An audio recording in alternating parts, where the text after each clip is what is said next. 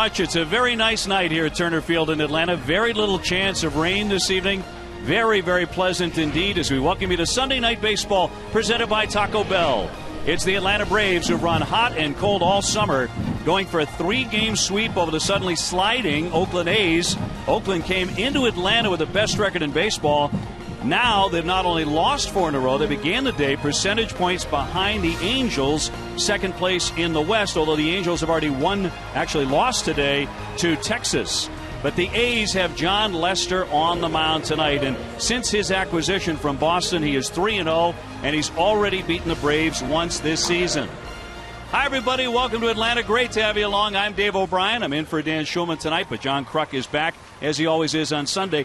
And, Crucky, you do not sense that the A's, as we were inside their clubhouse, are panicking right now at the skid they're in, and they do have Lester on the bump tonight, and isn't this exactly why they got him? Well, this is the reason why they got him, not only to pitch in big games, hopefully in the postseason, but to stop losing streaks. And John Lester, to me, is the right guy to do that. Once he established he could throw his cutter away to right-handed hitters, he has had phenomenal success with the cutter away and in to right-handed hitters. That's why he was so dominant last season in the postseason and why he's been that good this year. And he has to be, because with the trade of Yoenis Cespedes for John Lester, the Oakland A's offense is scoring a run and a half less than what they were before the trade. They need some offense if they're going to win this division and take over from the Anaheim Angels. Well, Lester, throughout his career, has been outstanding in snapping losing skids for his team. He's going to try and do it tonight for the Oakland Athletics. Now, for the Atlanta Braves, they're certainly not out of it inside the National League East race, but it's the wild card they really had their eyes on. There they are right now, 2 games behind both the Cardinals and the Giants and the Pittsburgh Pirates, 59 games to go. We bring in Doug Glanville now. Doug, they need a couple of hot bats to stay hot right now. Well, Dave, absolutely. Despite their offensive inconsistency, their 3-4 punch has been rock solid. Freddie Freeman has been a balanced hitter, become an elite RBI machine, and then they have Justin Upton, who's destroyed pitching right here at Turner Field, with leading the team in home runs and RBIs. But for the leadoff, you have to set the table. Jason Hayward has been called upon to do just that. So they've struggled out of that top of the order, and if you're going to beat John Lester, you have to get on base. All right, thanks, Doug. So it's the last game of the series. The roller coaster Braves who went away from the sweep. The A's eager to snap a losing skid, and it's coming up on Sunday Night Baseball. ESPN Sunday Night Baseball is presented by Taco Bell Breakfast. Wake up, live Mas. Starting lineups and the first pitch are coming up next.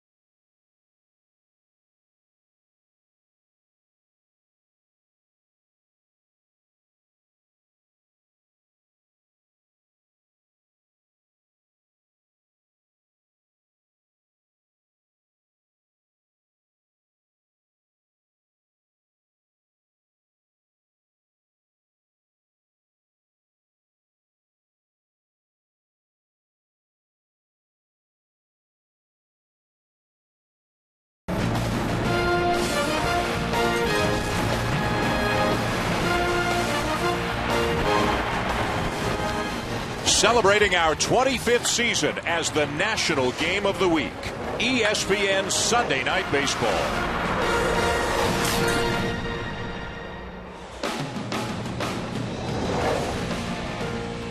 The presentation of the lineup cards tonight here at Turner Field between the A's and the Atlanta Braves. Great to have you with us, Freddie Gonzalez.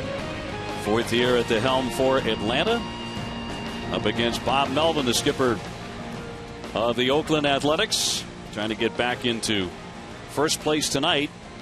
And because of what the Angels did, losing dramatically, they have that opportunity to get sole possession again. We take a look at his starting lineup, brought to you by Taco Bell.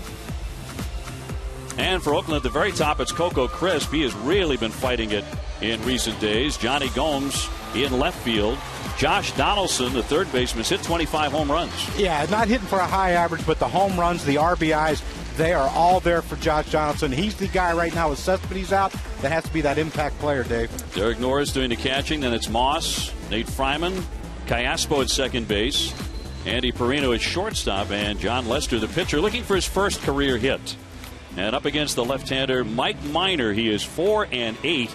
And after going 13-9 last season, Crucky, this season has been a tough one for Minor. It's really been a tough one, especially against left-handed batters, hitting almost 390 off of him during this season. But Oakland only has that one lefty in the lineup besides John Lester, and that's Brandon Moss. So, you know, if there's a bright side to this start for Mike Minor, it's the fact that he's going to be facing a lot of righties in this Oakland lineup. No, the A's obviously having a difficult time of it for one of the only times all season long, because they are 7-9 here in the month of August. They're not used to this. Most consecutive months over 500 since 95. The Yankees 20 straight months. September of 96 through April of 2000. The Braves 20 straight months. 97 through May of 2000. The Giants 16 in a row.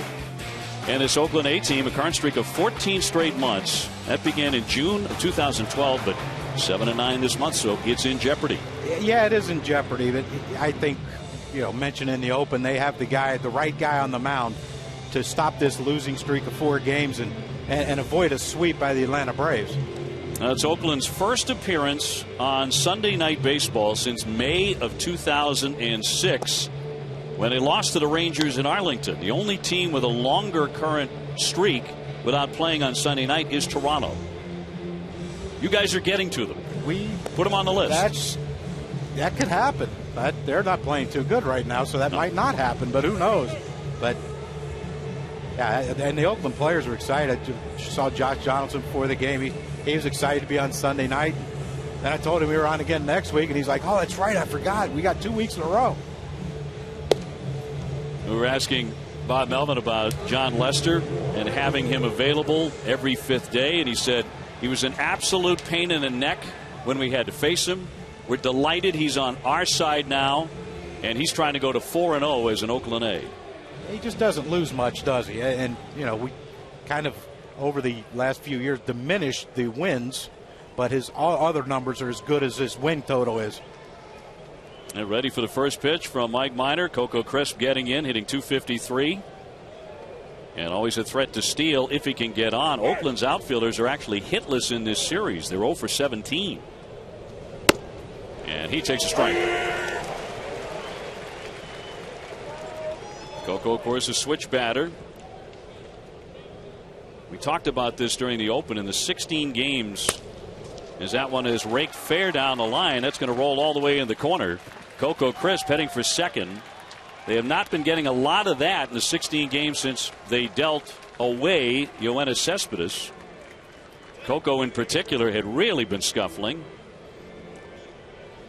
Yeah, hitting only 110 since July 9th, but this is the start that Bob Melvin wanted for his offense right here. Coco Crisp, just an 0-1 fastball right down the middle of the plate. I mean, you know, guys who are struggling, that's the pitch that you look for and hope to get, which when you're struggling, you don't get that pitch, but he did right there. He got ahead of it. He hit a double down the line, and now Oakland's in business. See if Johnny Gomes can get him over. Johnny hitting .236, 6 homers.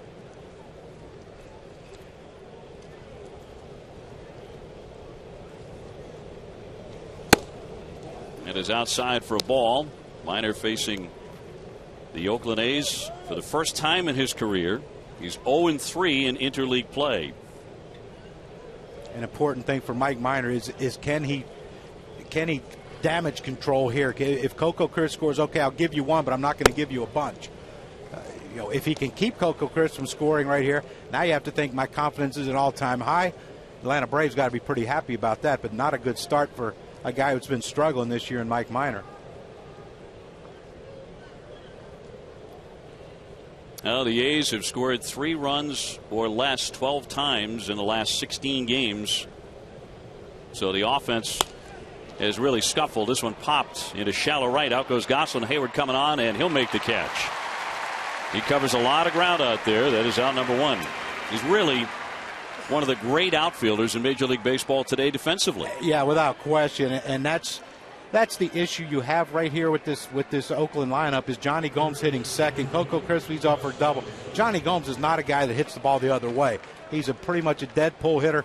That was his attempt of trying to hit the ball the other way. Gets jammed, hits a pop-up. Hayward, like you said, Dave, he covered a ton of ground to get to that ball. And now you have to think if you're Mike Minor, I can work myself out of this thing. Well, after the leadoff double, 1 down, here's Donaldson.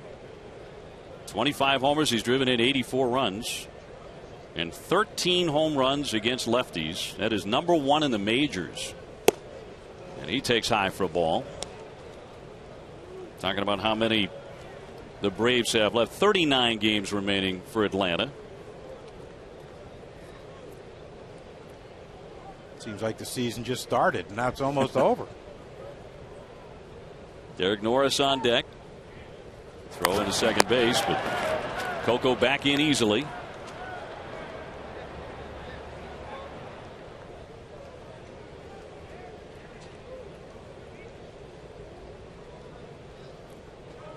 Donaldson has had his issues in recent days. Last 60 games only hitting .221 with 8 homers after he hit 17 in their first 60 games.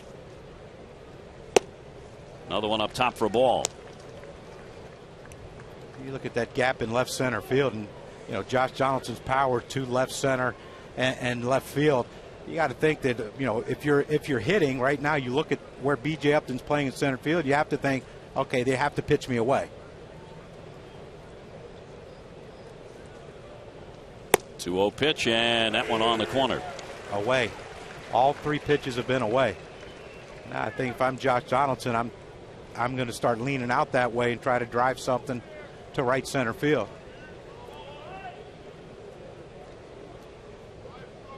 .319 with men in scoring position. Trying to pick up the first run here with 1 man out, the 2-1. Now a very nice hitter's count. It's a nice hitter's count. Most of the time you're looking middle in 3-1 to try to hit it out of the ballpark. Again, I'll repeat, if I'm Josh Donaldson, I'm taking away the middle half of the plate to the middle or in and just looking out. Look away and hopefully you get something out there. If he comes in, you tip your cap to him. And now Gaddis out from behind there, and we'll be out for a mound visit here with Minor. 1's a fastball, 2's a curve. Second sign after 1. Freddie Gonzalez's team has been on such a roller coaster all summer long.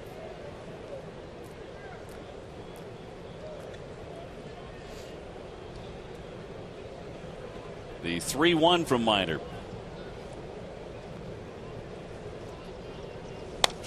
It's a piece of it.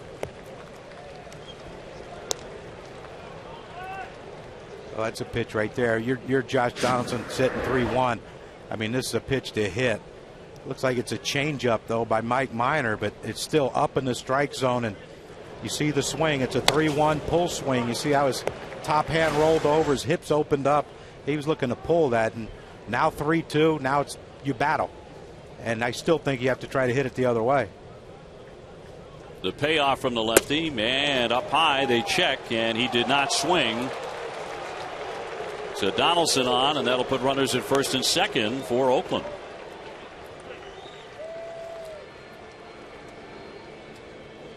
Well, they weren't going to give Josh Donaldson anything to pull. So you see the pitch sequence here by Minor. Breaking ball, breaking ball, 2-0. Then a fastball, 2-1, down and away. Then another breaking ball away. You see the pattern, away. Once he missed that pitch, and Gaddis thinks, okay, we can come in. Problem is, Minor didn't miss in. He missed up and away. I think if he got that pitch in because of all the 5 previous pitches away, he might have caught Donaldson by surprise. Now they'll send up Norris, 285, 10 homers, and another guy very tough on lefties, 352. And that'll miss for ball 1.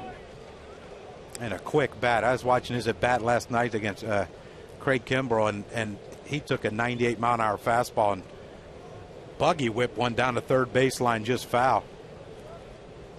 Pitch in on him. Not middle in, I mean in. Crisp and Donaldson on the bases. A strike at 86. And you can really see Minor slowing everything down with men on base, being very deliberate in this spot. Well, he can't be careless. He doesn't have that overpowering stuff right now to just say, okay, I can throw it by you. He has to pitch like he is right now, try to hit corners and hope they chase, and hope he can make the Oakland A's become aggressive. Chopper and a foul ball. 1-2, so Minor gets in front.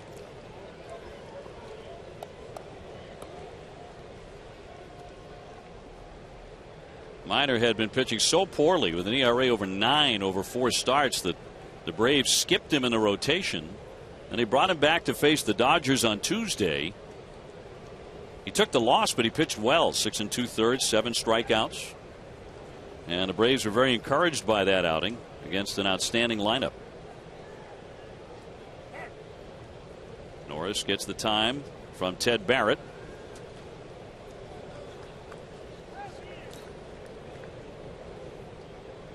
One ball and 2 strikes, 1 out, 2 on.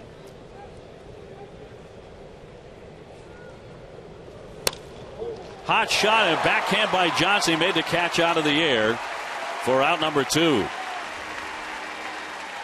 He has already been busy over there at third base.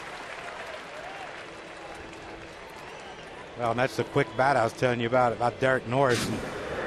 And Minor, one of the rare pitches, he tries to come inside, and he does get it inside. 93 miles an hour. I mean, look like it's cutting inside, but look at Norris. He gets the bat head out, and he hit his location. See how quickly that ball got to Chris Johnson. A great play. I don't know if you're Mike Minor, you're thinking, one more. Brandon Moss, the right fielder, 255, dangerous with 23 homers, 76 RBIs.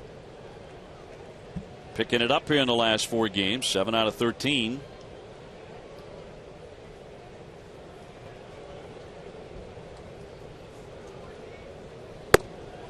In there for a strike. Left-hand batters really beating up on Minor. What do you attribute that to? Well, you see his repertoire right now is he hasn't been able to command the inside part of the plate except that last pitch to Derek Norris. And pitches are coming into lefties. It's a lot easier to hit than going away. Second baseman bobbles it. Gosselin has it back and throws on to get him at first base. So Minor survives that, and here comes John Lester, 3-0 right now, trying to go to 4-0 as a member of the Oakland Athletics.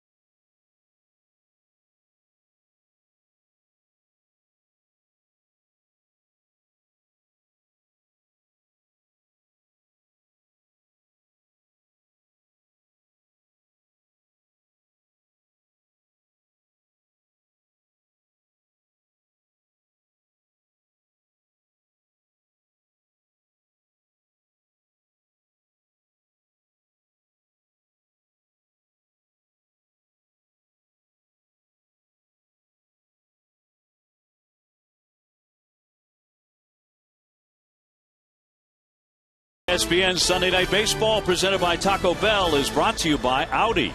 Truth in engineering. Little bark in the park here in Atlanta. They can bring their dogs here to Turner Field on a lovely Sunday evening. John Lester on the hill tonight for the Oakland A's. He is 13-7, a .251 ERA, pitching in his adopted hometown here in Atlanta. Wow. He's from Tacoma, Washington, but he makes Atlanta home. And I'm sure the Braves would like to have him when he becomes a free agent, but that might not happen. But, I mean, you see the numbers. He's just established himself as a legitimate #1 starting pitcher. And I think his performance last year in the postseason just kind of iced that thing for him, how great he pitched and how dominating he was. Here's a look at the lineup he will face with Jason Hayward leading things off here. It's brought to you by Taco Bell. Hayward, then Gosselin, Freddie Freeman, Justin Upton, Chris Johnson, Evan Gattis, Andrelton Simmons, the outstanding shortstop, back in that lineup. B.J. Upton in center, and Mike Minor, the pitcher, batting ninth against the tough 6'4" lefty. Hayward hitting .266. Look at this differential between lefties and righties for him. Yeah, and he's the only guy that's ever has hit a home run this year, left-handed batter, off of John Lester. You can see why he's struggling to hit lefties. Lester just staying away and staying away. That's the toughest pitch, lefty to lefty, is that pitch down and away. The 0-2. Just got a piece of that. Hayward is 4 for 6, 2 doubles and a homer off Lester.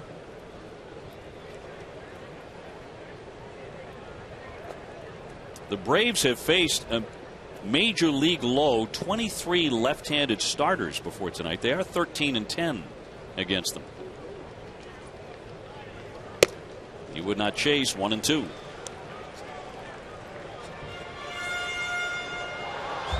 Phil Gosselin, who's at second base, just called up in late July, a rookie, is on deck.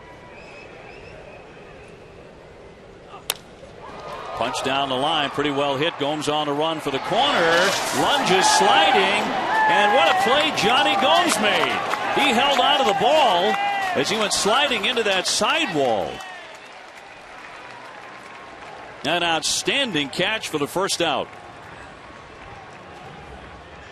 I would have thought we'd be talking about Johnny Gomes and his defense, but what a play.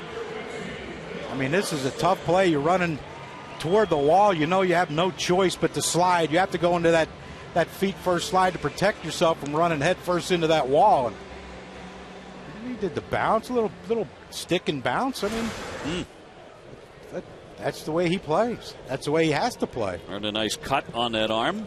Yeah, that'll bandage up and feel good. Good later. In there for a strike on Gosselin, who's at 320 with a homer, 2 RBIs since they recalled him. 4 out of 8 in this series. Rookie out of Westchester, Pennsylvania, and he's played well. He homered here on Friday night. First career home run at the big league level. Quite a thrill to get that first one out of the way so early in his young career.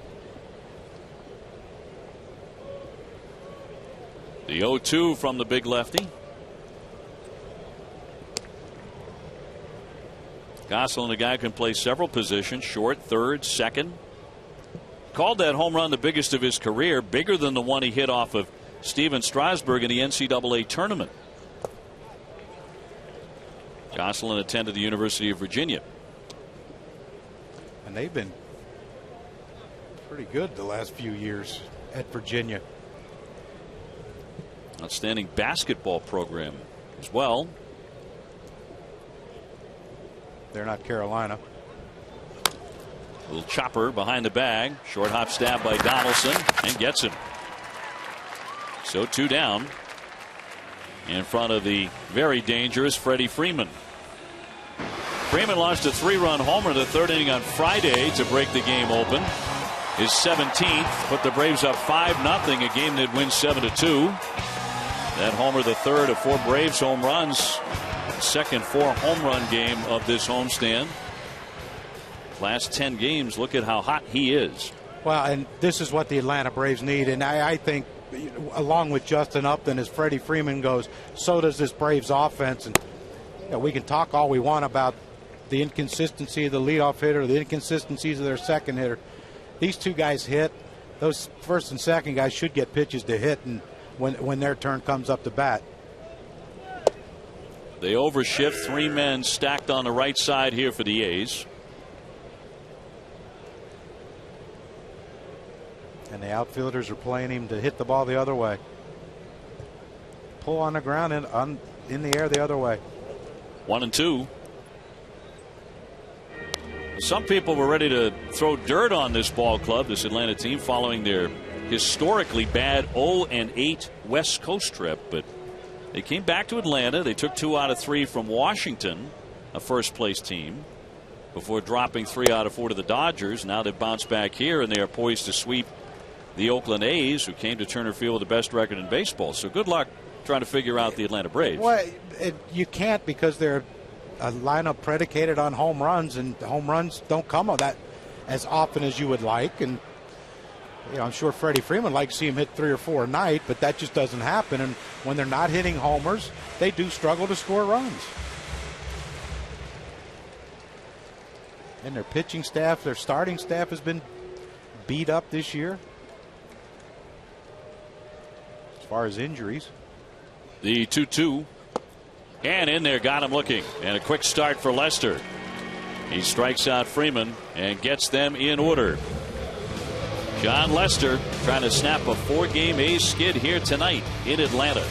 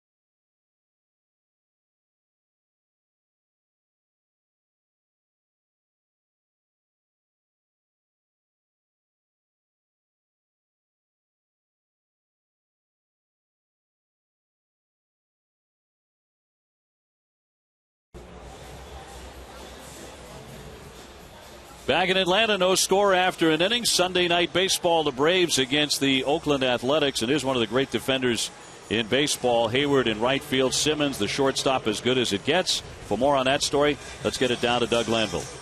Yeah, we talked earlier before the game to manager Freddie Gonzalez, and he said Jason Hayward just wants the ball. He lives off of want and his desire to catch everything. But let's talk about what he actually does. When you talk about navigating the wall, he's one of the best in the game. Ball, wall, ball. He knows where the ball is. He picks up the wall, orients himself, and jumps. And he's got that huge frame, the great athleticism to navigate any situation. So you think about Jason Hayward, you think about great play and great wall play. All right, Doug, thank you very much. Nate Fryman in, first baseman, 205 with 2 home runs. And one of the things Freddie said was when he made a spectacular catch earlier this season, came back to the dugout, and a teammate asked him, you had no business getting there. How did you make that play? And that's exactly what Doug was referencing. He said, because I wanted to make that catch very badly. Yeah, and, just like we saw in the first inning with Johnny Gomes, he wanted to make that catch. And that's Freddie Gonzalez told us, he said, playing defense is a desire. You have to want to do it. And Jason Hayward obviously wants to do it, and he's doing it better than anyone in right field this year. And, Doug, you get the feeling he wants to be great. He wants to be great for a long time out there. Well, he does, and he talks about attack. He said he has a lot of fun out there. I mean, he's taking away hits, and that makes a big difference. Into the dirt on Fryman, Callaspo on deck, and Andy Perino. And one thing so impressive about him is how well he goes back on the ball. I mean, he is unbelievable on that first step, turn, and go. 3-2. And Doug, my experience has been, it's not always the fastest guy who's the best outfielder. It goes back to what you're talking about, getting that jump, that ability to get that, that quarter step, but just a little quicker than everybody else. And then that instinct to know when it's coming down, where it's coming down. This one, a high deep drive to center. Fryman really tagged it, and that one's out of here. His third home run of the season. Minor gives it up, and it's 1-0 Oakland. One of the deepest parts of this ballpark. And it's a pretty big ballpark. A really big ballpark, and it plays even bigger. But Mike Minor gets behind in the count, and he has to come in to Fryman. And I mean, here you see it, the 3-2 pitch, pretty. Again, center cut, the same pitch to Coco Crisp, but he hit for the double. Minor thinks, all right, I have to throw a strike, 3-2. I don't want to walk the leadoff hitter, but you can't throw it right down the middle and expect the big league hitter to miss it more often than not. And he did not miss it. No. Well over 400 feet. Callaspo hitting .234 with 3 home runs. Switch hitter. And Mr. Versatile. He started at least 10 games at 4 different positions. Second base, first, third, and at DH. Oh, that's the way Oakland has to do it. They have to have versatile guys who can play multiple positions because, like Bob Melvin told us, we don't have a big payroll. We have to have these guys who aren't expecting to play every single day. Callaspo fits in perfectly with that theory of lineups. Breaking ball in there for a strike. By the way, that was the 19th home run that Minor has allowed this season.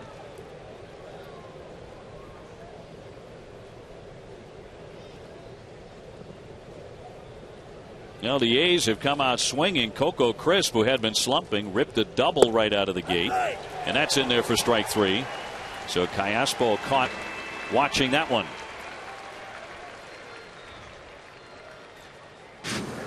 Again, here's the pitch by Mike Minor, Nate Freeman, and you just hear it by the sign of the bat. You didn't have to be watching.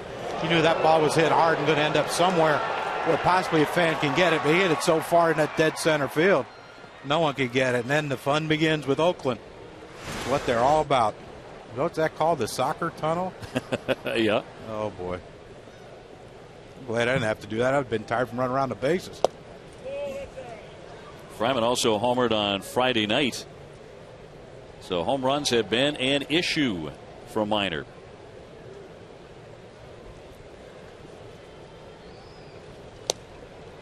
Andy Perino, the shortstop, hitting .200. 28-year-old switch hitter, was recalled from AAA Sacramento on Friday. Jed Lowry went on the disabled list with a fractured right index finger. He had planned to play through that injury, but the A's decided against it.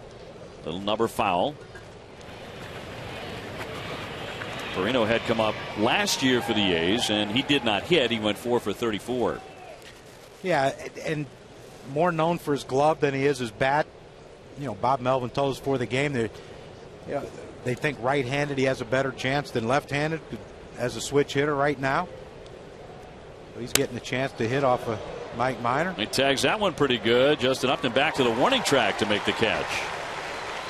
So Minor is not missing many bats. We've got action, of course, all throughout Sunday. And for more on that, let's bring in Adnan Virk.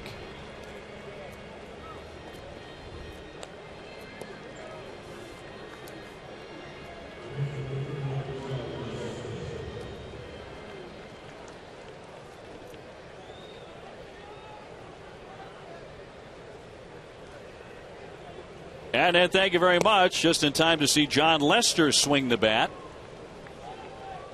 He is 0 for 34 in his major league hitting career. What advice do you have for this man, John Kruk? Swing hard in case you hit it. Hey, Bob Melvin was telling us he was shocked to hear those numbers that, his teammate in Boston, Johnny Gomes, brought up. The fact that he hasn't got a hit yet. He was kind enough to mention that. Yeah. Well, you want to bring that up. He's a great pitcher, but my gosh, he can't hit a lick. But, Bob Melvin said he has a great swing. BP, he's hitting balls out of the ballpark. Problem is they're not throwing 60-mile-an-hour right down the middle in BP or in the game. That's the most career at bats without a hit for any active player in the major leagues. Nice work to count to 2-2. Is that like a bonus? A moral victory? He's getting the pitch count up. I hope he gets a hit. He's such a great guy. I just, you wish he'd just get one hit. Not going to happen here. No. So it continues now 0 for 35. Nate Fryman tagged one. Second one in this series as he crushed it to center field. B.J. Upton turned and watched that one sail away. And the A's have gotten off to a start tonight against Mike Minor, 1-0 on Sunday night here in Atlanta.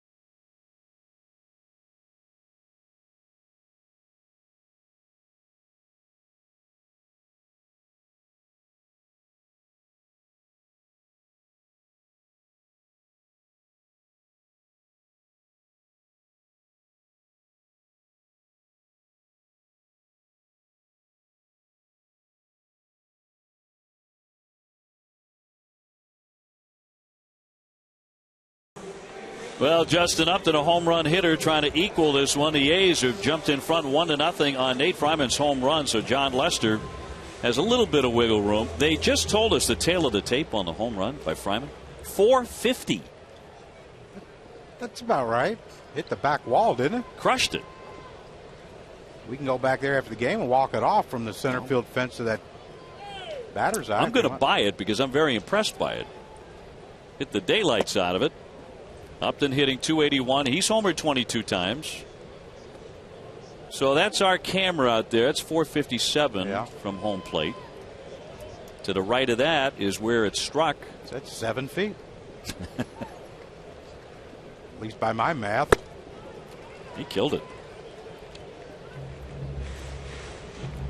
Upton hitting .370 against pitchers like John Lester this season, who were chosen for this year's All-Star game. 17 out of 46. So hitting very good pitching. Well, you waited for that star to come. I mean, he's such a gifted athlete, but I mean, you look at the body, his body's built for power. I mean, big, thick legs, the hindquarters, if you will, of a power hitter. It's such a short stride, short swing, but a powerful short swing. 3 for 4 with a home run against Lester in his career since 2009. Look at all the homers. National League rank of number 4 in home runs, 6th in RBIs, 10th in OPS among outfielders.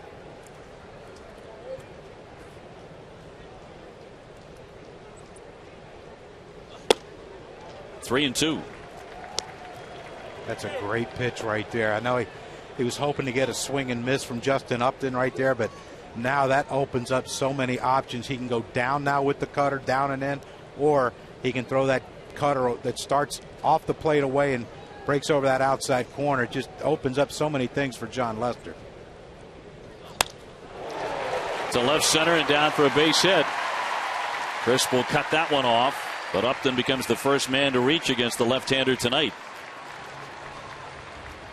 Right in front of Chris Johnson. So Justin Upton continues to hit him.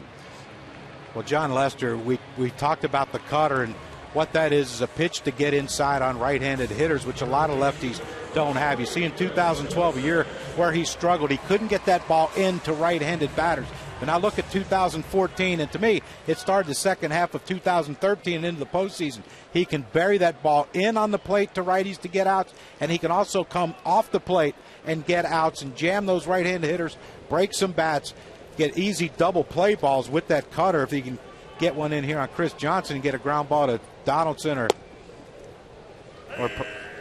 Perino at shortstop. Well, easier said than done with Johnson the way he hits lefties. Look at this, 434, number 1 in the majors against left-handers. Big split though, and the reason that he has scuffled at times this season is because he's had trouble with right-handers. Upton's now hit safely in 8 straight, by the way, and that one hit right to the third baseman. Donaldson back over, and it strikes the runner and caroms away. And it's going to roll, and they're going to send the runner to second base.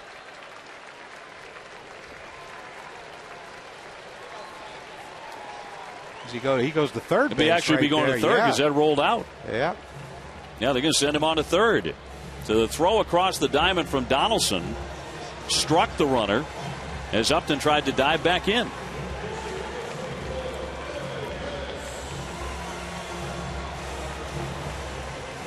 And here comes Bob Melvin out. He's going to want to talk with the home plate umpire Ted Barrett. Oh, here's the pitch right here. John Lester again burying that cutter. You see it in off the plate. Chris Johnson got to it quick. But this is what Josh Donaldson brings to the table. Not only the power, but a pretty good defender at third base with a good throwing arm. And this is a tough one because you see how Freeman's stretching right there. If he was out in front of the base, but the ball was hit so hard, the release from Donaldson so quick, he couldn't get around to the front part of first base to stretch and get it like a normal first baseman. And once it hit Justin Upton, starts rolling toward the dugout. Oh, it's that old 1 from the rubber, 2 from the field, and that was 2 bases from the field because it did go in the dugout. It did go in the dugout and the put out. The line drive to third and an error on Donaldson on the throw. And here's Evan Gattis with a chance to tie this one up right away for Atlanta. With a runner at third and infield end, and he smokes that one to right field for a base hit. Upton in to score, and this game is tied. Gattis with his 47th RBI.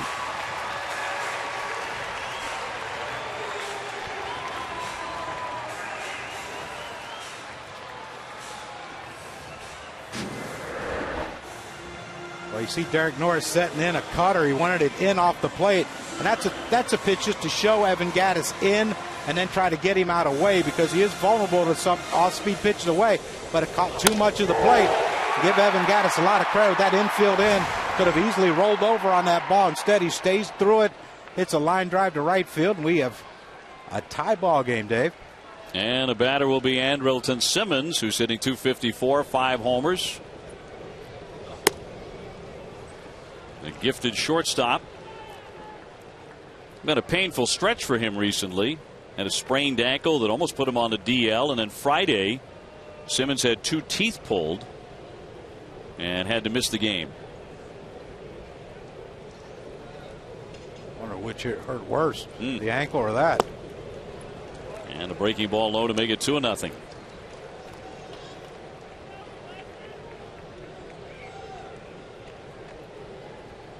Now Lester allowed a leadoff single. Chris Johnson smoked a liner to third base. Gaddis with a base hit to right following the error by Donaldson, and all tied at 1. And that missed away.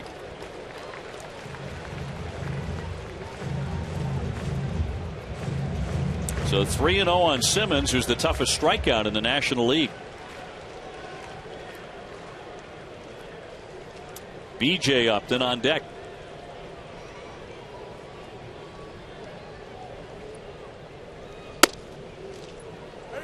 Three and one on Simmons.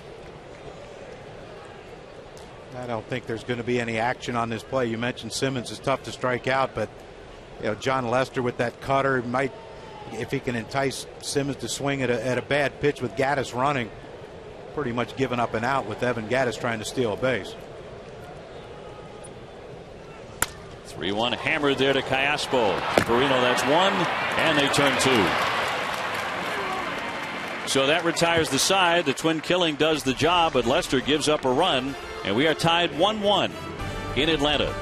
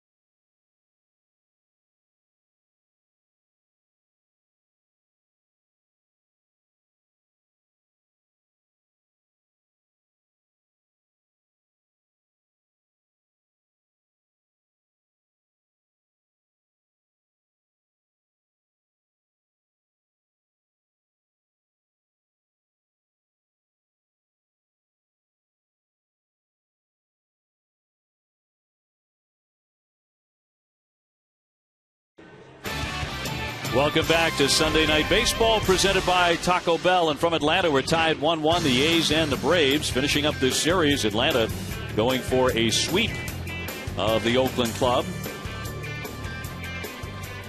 Play still buzzing over Nate Friedman's home run in particular, 450 feet. Off of Mike Minor, that was last inning. Top of the order here for the A's. It'll be Crisp, Gomes, and Donaldson. Coco started the night by ripping a double down the left field line.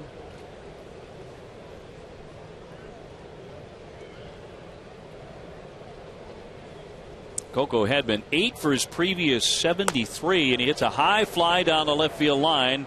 That one deep into the corner, but that one's going to go foul. He had not had an extra base hit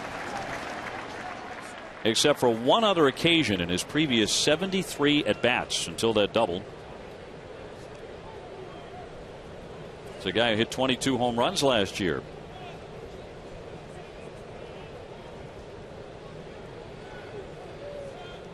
The 1-1 from Minor. Up the middle. Stopped by Gosselin. And gets it. So one man gone. Not a walk-off in baseball. Let's get back to the studio and Adnan Virk. Adnan?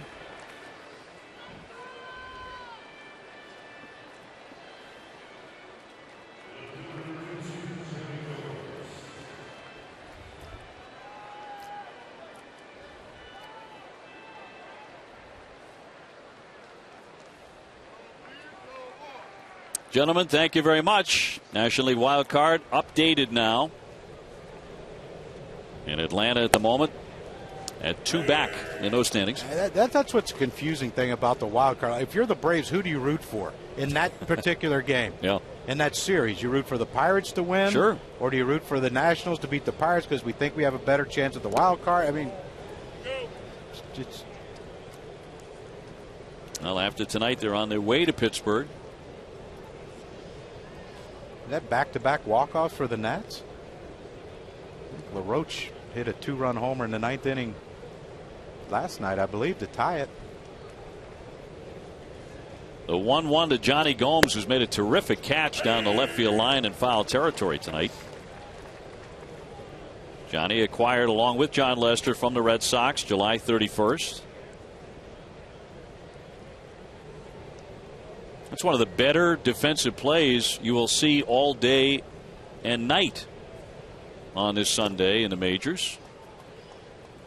Worth another look. Yeah, and the problem is we run the web gems a little too quick on this one because this might have been the best play. You see it here. I mean, that's just full on-out effort. Never took his eye off the ball, but he knows that once he hits that warning track, go from grass to that gravel, you know that you better get down in a slide, and he did. He kept his eye on the ball and made a great play. Well, now he'll take a seat. A strikeout victim caught looking there. 2 up and 2 down. Third strikeout from Minor. Been pretty impressive so far. You know, besides the home run, worked his way out of that first inning jam, and he gave up a 3-2 fastball to Fryman. You think a guy coming in with 9 or 3 home runs, you think, okay, I can throw a 3-2 something away.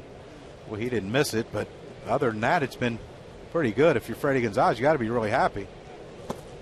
Big swing and a miss by Donaldson, who took ball 4 in the first inning. Bases empty, 2 down, tied 1-1.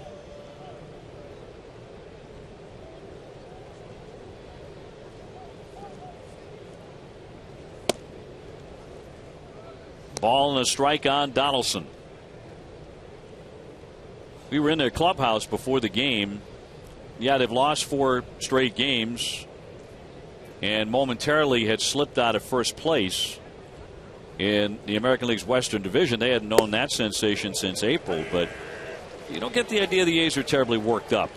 No, they know there's still a long way to go, and if they get, if they start pushing the panic button now, which I don't think Bob Melvin will ever push the panic button in anything.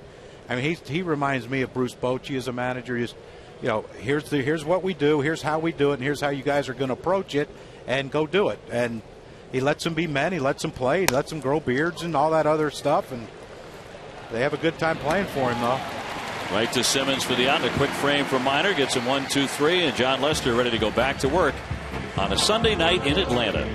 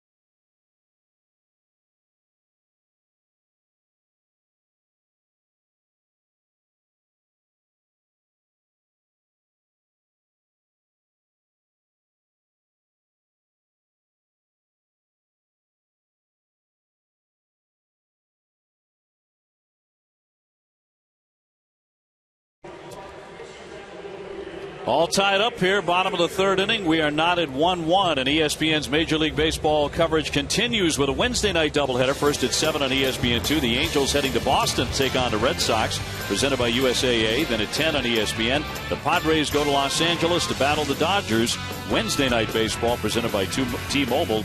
And on Sunday night, the Angels and their West rivals, the Athletics. Sunday night baseball presented by Taco Bell. Play ESPN and MLB.com's new game, Sunday Night Showdown. Who will tally the most total bases? Mike Trout, Albert Pujols, Brandon Moss, Josh Donaldson. Free to play. Pick your team right now at ESPN.com/MLB Showdown for your chance to win a $1,000 shopping spree at MLB.com shop. So John Lester back at it, bottom half of the third, and we are very happy to be joined by new A's hurler Jeff Samardzija, who starts Wednesday against the New York Mets. And that one knocked foul, out of play to the right. Jeff, thanks so much for being with us tonight. You'll be going against the Mets on Wednesday. And I got to ask you, how has it changed your life going to a World Series contender? It's been a wild ride, that's for sure. Being a Chicago guy and growing up there my whole life, and then having to ship out to the West Coast was a big change. But I'm loving it. I love this team. They play great. They come out to play every day, and every day is an individual game, and that's the way they approach it. It's a lot of fun. Well, even though you grew up in the Midwest, you have the California thing going, though, don't you? I do, right? I got this little fan in my face right here, the show hair blowing, so I'm just enjoying it, man. It's been a great experience, and to be thrown into the mix here and have so much thrown on your shoulders to not let these guys down coming on a new team. They were doing so great before I got here. It's really exciting. So you felt like that helped you, that there wasn't that additional pressure of having to come in and be some kind of a savior. This one popped into center field, and out goes Callaspo to make the play for out number one. That had to make it easier for you. Yeah, for sure. These guys let me in. They open arms. They were doing so great without me. I was interested to see how it was going to go down, but I got to know them real well. I got on the mound real quick. I came in that first day and pitched and had a good game against the Blue Jays, and that kind of just broke the ice. And they were able to see how I compete and how I pitch, and it was very similar to how they go out and play every day. So the transition was nice and easy. Two men out here. Well, Jeff, I had a chance to see you a lot in Chicago. What did you do to make that transition from being in the bullpen at one point to be an emerging ace in Oakland? Dempster had a lot to do with that. I watched him start for a bunch of years when I was in the bullpen. I watched his routine, how he went about each start. So I picked a little bit up on that, and just that work in between those starts to keep that arm strength up, keep that velo up, and then really learn as we go to, how to go from start to start and make adjustments and build on the positive things and learn from the negative things. It's tough when you don't get to go back out there the next day if you have a tough day and wait 4 days. And that's some things I had to adjust to. But once I got over that hump, I'm still kind of learning here. What makes me tick as a starter and what makes me feel good and not. And it's just a learning process always. But it was a good transition, and I was happy for it. You had to wait a week when you were playing football at Notre Dame to have that good game after a bad game, but you didn't have many there. But tell us about John Lester. This is his fourth start. Mm-hmm. Of course, he's as dominant as ever. But I mean, what do you see when you watch him pitch? Professionalism. I love watching how this guy prepares for his start. Nobody sees what he does 2-3 days beforehand. That's outstanding what he does, and I'm learning from him myself. What a professional, and every game is a World Series game for him, which is cool to see. And then in game to see how he concentrates, sits on the bench, and doesn't take his eyes off the field. It's awesome to watch. We love having him here. Jeff, can't thank you enough, and good luck the rest of the way. Thanks, guys. Thanks for having me. Jeff Samardzija, 7-pitch inning there as they go 1-2-3. Lester on the bump tonight here in Atlanta.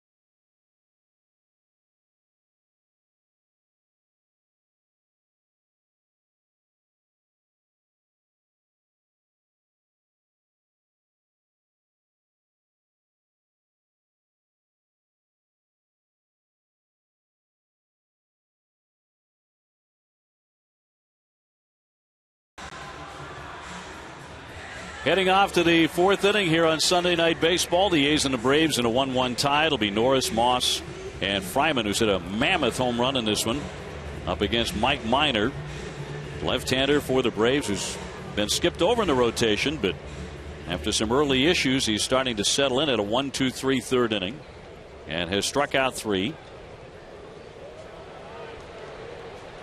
Now they have updated the home run distance on Fryman. 351, 451. 459. It's growing. They better move that sign back then. Hit it even better than we thought. And he hit it a ton. So it's getting longer and longer. Norris lined out his first time, lined out to third base. Johnson making a nice play on a backhand. Maybe we can send Doug out there to walk it off. Up the middle. Simmons, the Gold Glover, guns to get him. Not only a Gold Glove winner, but a Platinum Glove winner, which goes, only one of those goes to the best overall defender in each league. Yeah, we thought Yadier Molina was going to retire that thing, but Simmons took that away last year, and wouldn't surprise me if he does it again this year.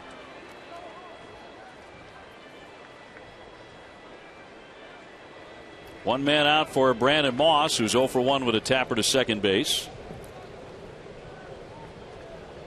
Moss in the American League's top 10 in homers and RBIs. 23 and 76.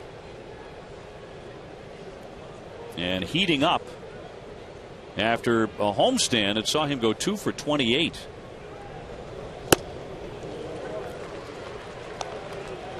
Nothing in 2. And again, the shift is on, which seems like every hitter now gets shifted in some way.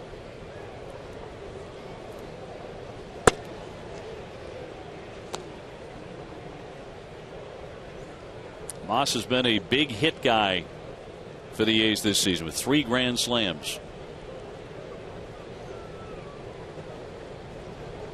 Base is empty here with 1 down. And a little high, 2-2. Not very high. That was Minor wanted it.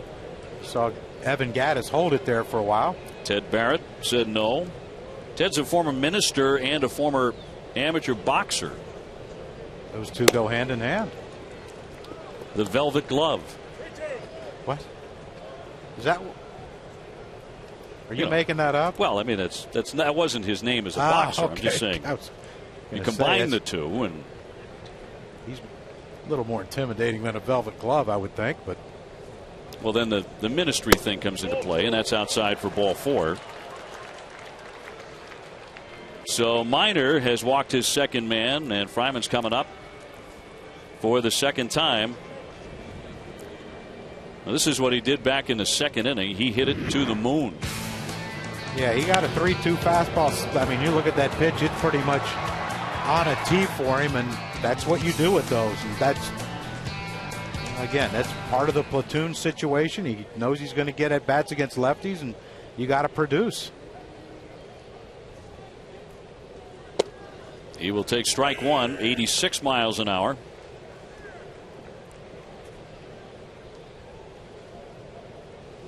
Very unique approach by Nate Fryman. He's a big, tall guy, but you watch him how he, with his hands, with his arm, hands low, but then he'll bend over and has a long swing. But once he gets to one, it's good. But when you don't, you get that. A 6-4-3 double play to end the inning. So not this time for Fryman, as Minor keeps him in the ballpark.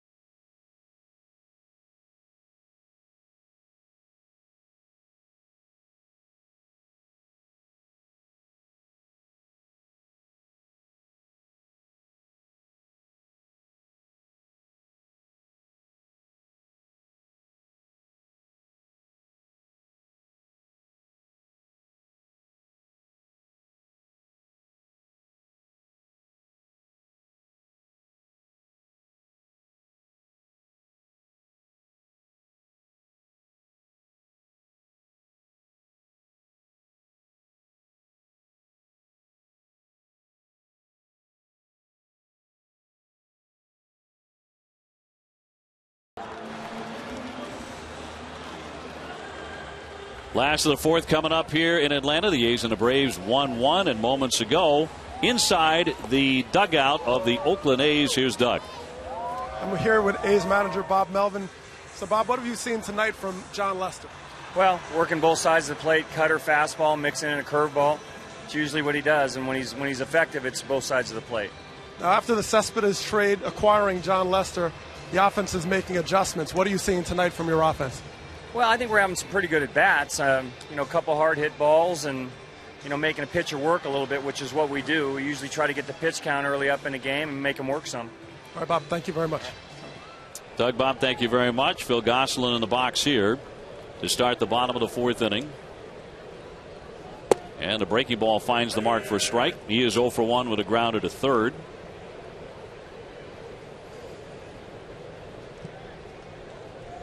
Now, the A's a little bit touchy about the Yoenis Cespedes deal and the fact that their offense has suffered after that trade.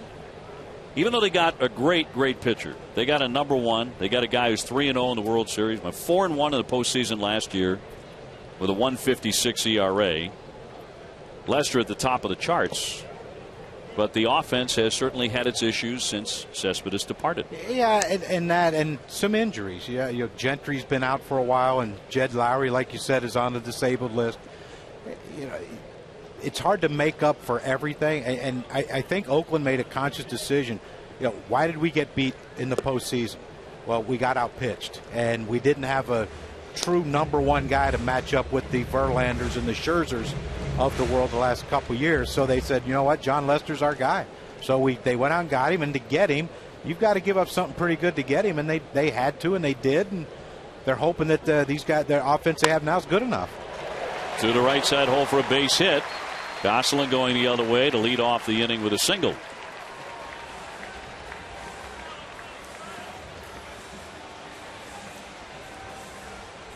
So Gosselin is 1 for 2. Well, this is what Freddie Gonzalez loves about Gosselin. He's not a guy, even though he hit a home run Friday night, he's not a guy that's up there trying to hit home runs. He just tries to hit the ball in holes and get on base. He knows his role. Get on base for Freeman and Upton and see what happens. And I think if he continues to hit like he has, and he was having a great year in the minor leagues before being called up, the Braves might have found a little nugget here to go in that second hole in the lineup to hopefully get on base more for Freeman and Upton. He's 5 for 10 in the series. That'll work, won't it? Freeman struck out his first time up. Gosselin was hitting in the 340s in the minors.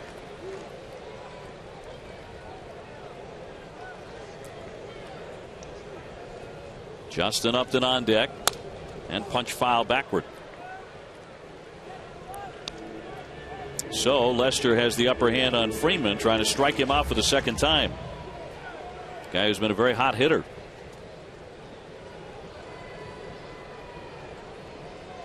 Well, it looked like there that swing by Freddie Freeman looked like he was trying to just punch something to left field. And you see the big hole with Donaldson over there playing shortstop. Waved at and missed. He got him again.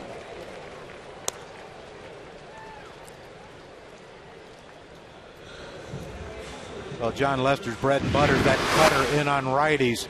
And here's what he does when he effectively makes that pitch an effective pitch is down and out of the strike zone. You see Upton right there, the check swing. But here's the other thing. If it doesn't cut in off the plate, that's when he's susceptible to giving up hits. And there you see the 3 hits by the Braves right there were cutters that didn't break down and in the strike zone, or that backdoor cutter that he throws. He kept those in the center of the plate, and I don't care how good you are, center of the plate doesn't work in the big leagues. One down. Here's Justin Upton, who singled and scored in the second inning. We talked about the size of this ballpark. Fryman made it look really small with his home run that went 459 as it was recalculated. So far, they may move it up, but Upton in a big ballpark really likes to hit here. Hits very, very well. He's hit 15 of his 22 home runs here in Atlanta. He's hitting .315 here at Turner Field. So it's a little playground for him. And a strike. 0-2.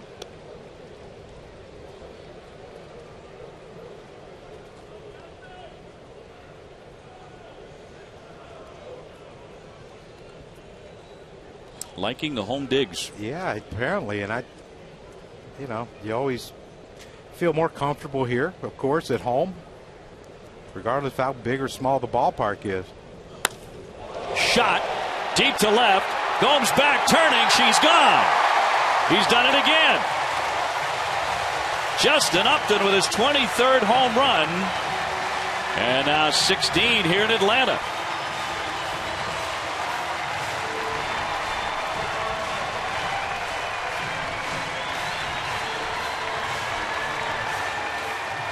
And the ball carrying here tonight. And the Braves are on top 3-1. John Lester got ahead in the count, and he tried to bury that cutter again. Down and in the strike zone to Justin Upton, and didn't quite get it there.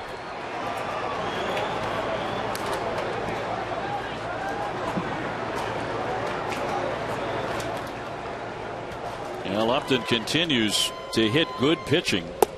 Mentioned it earlier against all-star pitchers. Guys who made the all-star team this year hitting .370, and he's 2 for 2 off Lester tonight. 18 homers against left-handers. And since last year. I tell you, it's you're facing a great pitcher. You know you're going to get one pitch to hit in the at-bat, maybe, and you don't miss it. And he hasn't missed either one in his first 2 at-bats against John Lester. Johnson pops that one foul and out of play. John Lester is 7-0 in his last 11 starts. But Justin Upton gets him. Well, now he's got to hope that this offense that's been struggling for the Oakland A's can figure out a way to push a couple runs across the board to try to get this thing evened up. But I don't know if the Braves are done yet. Checked his swing. It was in tight. 1 ball, 2 strikes on Johnson, who has struck out 125 times, more than all last year when he made a run at a batting title. Waves and misses, and down he goes again as he strikes out, and there are 2 away. This is a cutter. Going back to the Justin Upton home run, you see Norris, he's trying to bury that slider down and in, and he got it down and he got it in, but he didn't get it down enough. If he had ball 6 inches down, Justin Upton either hits it off his foot or swings over top of it. But he didn't, and now we have a souvenir and a Braves lead. Oh, he's strong. Wow. Here's Gaddis, another guy who's pretty darn strong as he loops that one foul. He is 1 for 1 with a base hit tonight. That might be the first time I've ever seen Evan Gaddis hit 2 balls the other way. 1 for a single, that one foul. Gaddis has slumped since coming back from a back injury in mid-July. He had been on his homestand just 6 for 31 before that second inning single.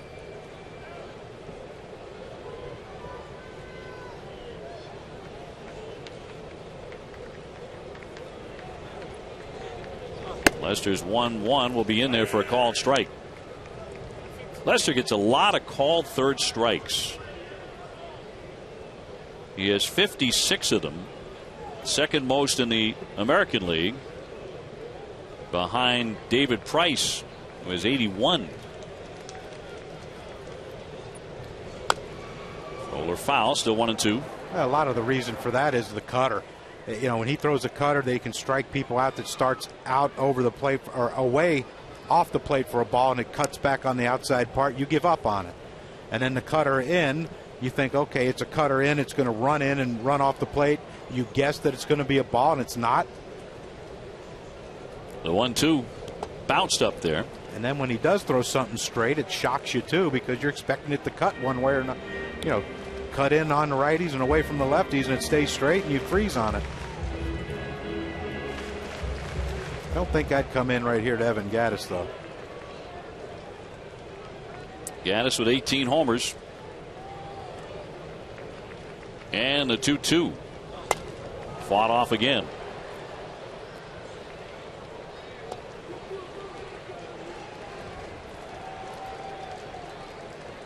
Gaddis was one of the primary culprits in the Braves' dreadful 0-8 road trip recently. He went 5 for 29.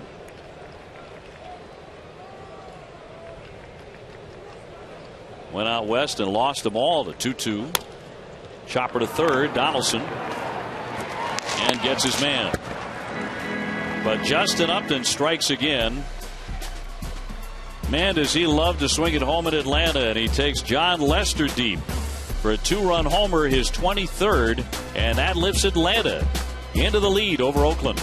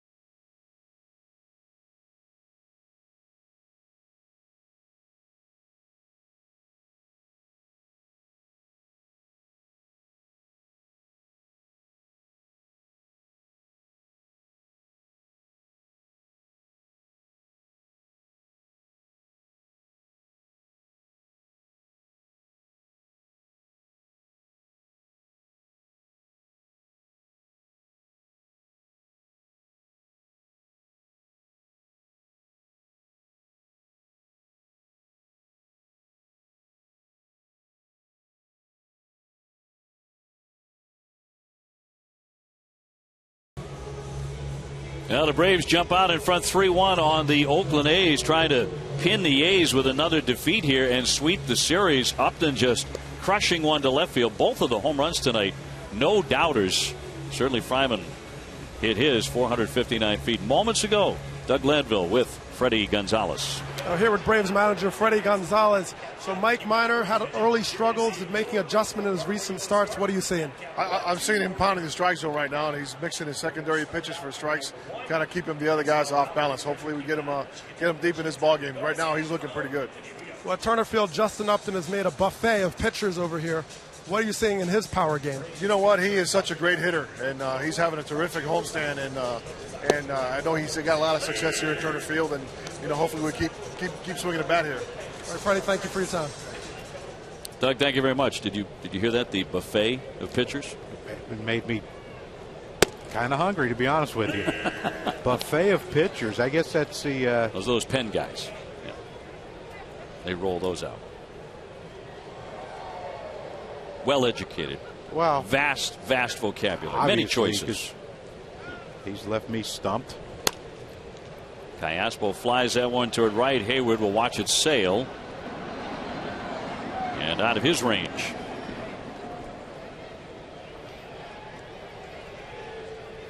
Callaspo 0 for 1, caught looking on a third strike, his first time up. 3-1. Braves have the lead here into the fifth inning. Minor looking to bring down his ERA tonight at 5.33. One ball and 2 strikes. That's a really good pitch right there. I mean, close enough, it could easily have been called a strike. But you saw Callaspo jump out of the way. Now you have options. Go back in there with something hard. You can try to go slow and away. Into the dirt and stopped by Gaddis. Rolls away from him. 2-2.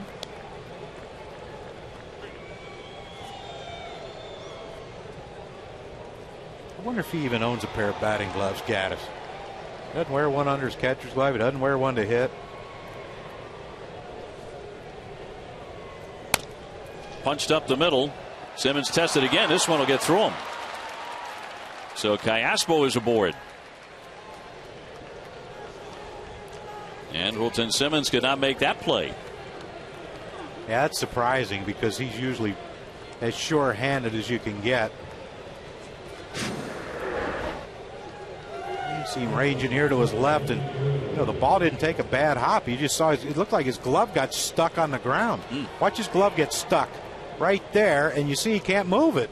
And that's how he couldn't get to that ball. That's why it hit off the thumb of his glove, because he got it stuck on the ground. He called that a base hit. Yeah, we win Gold Gloves. No, I'm kidding, but that's. I asked him after the game whether that's a hit or an error. Well, you can tell by the look on his face. Yeah, he knew he should have had that. They got to change that. Well, you're at home. You expect those calls. I mean, put it this way: if Callaspo scores, I'm sure Mike Minor's not going to like it. In fact, it's an earned run. Give me another look as Perino takes a strike.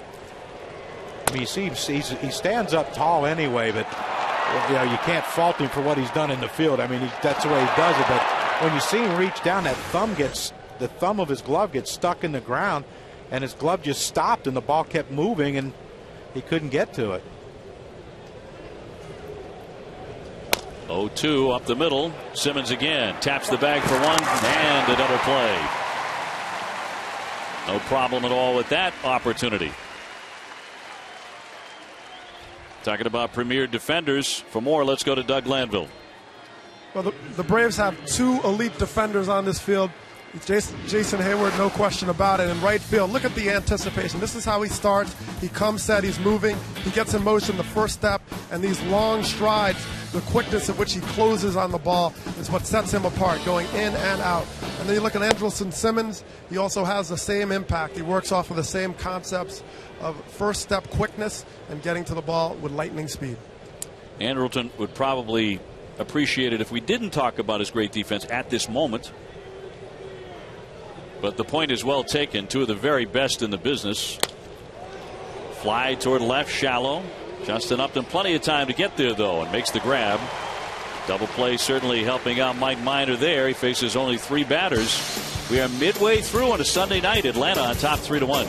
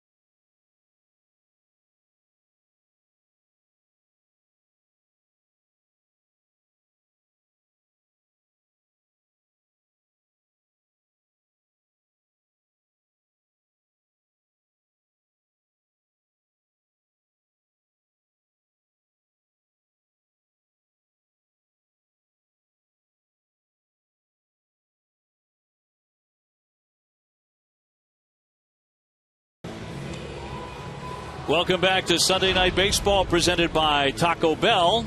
And in the middle of the 5th inning here in Atlanta, it's the Braves on top of the Oakland A's 3-1. John Kruk, Dave O'Brien along with Doug Glanville is working both dugouts for us tonight. And John Lester, who has been perfect so far as an Oakland A's starter, 3-0. Right now on the short end of this, it'll be Simmons, Upton, and Minor, bottom third of the order for the Braves. Simmons just got a major break from the official score moments ago. Although you're a hitter, so you're like, oh, of course, that's a base hit. Of course it's a hit. Of course. His glove stuck. I don't think that was one of those, if I would have hit that ball, I'm looking up the thing to see, oh, is that an error or hit? Because as good as he is, you're assuming error. Takes a big cut and goes down on a knee. He hit into a double play his first time up. This is a vicious swing. He's trying to make up for that hit error, but that's Carlos Gomez like right there. Wow. Caught Norris right off his shoulder. I see more of that. More of that now than I've seen in a while. The guys swinging and falling out over the plate. That used to be a big no-no back in the 80s. 0-2 the count. He's hit 5 home runs. So you can see why he's taking that big a hack. I mean, yeah, he's a power hitter.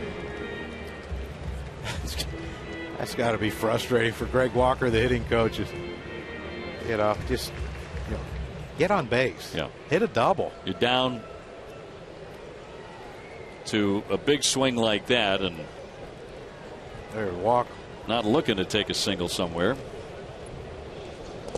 Into the dirt. B.J. Upton on deck. Tell you, with the hitters that this team has, and you see his numbers, 17 homers last year and only 5 this year.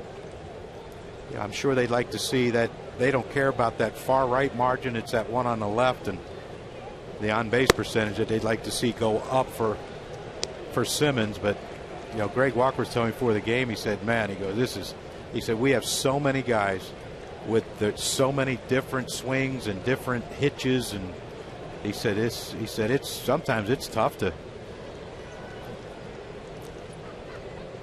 2-2 wide. It's got to be tough to sit and watch sometimes with all the strikeout guys Atlanta has. Yeah, I think though they've come to just say, you know what we are, and if we strike out, we strike out, and let's live with it, because at this point, who in their career is going to cut down on their strikeouts? 3-2. Roped and caught again by Donaldson. Nice leap and catch. Boy, that has been a hot corner tonight for both sides. Hot shot by Simmons, but for an out. Former catcher Josh Donaldson. It's another cutter that didn't get where John Lester wanted it, but that's a sign of a good pitcher. You pitch to where your players are playing, and he's had a couple line drives he hadn't had to move for. B.J. Upton, he is 0 for 1.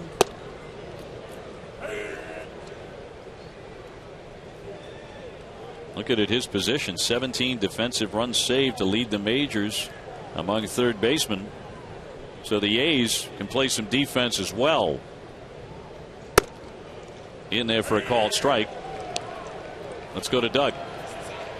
Well, Josh Donaldson certainly having a phenomenal year at third, but the adjustments he's made over the years. We talked to Bob Melvin before the game. He said he's like a shortstop at third base.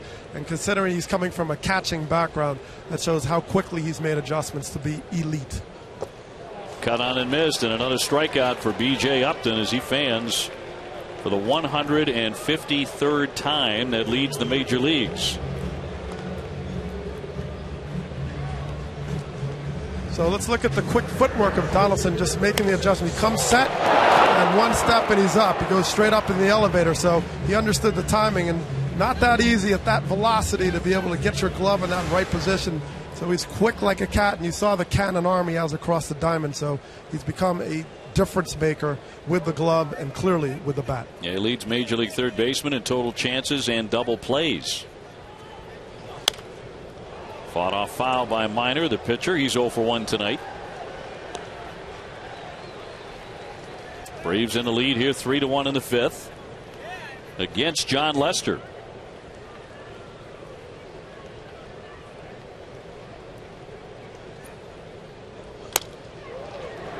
One hopper. He handles that after a bit of a bobble and throws on to get Mike Minor. So John Lester gets a 1-2-3. Some fine defensive help, and Donaldson's coming up.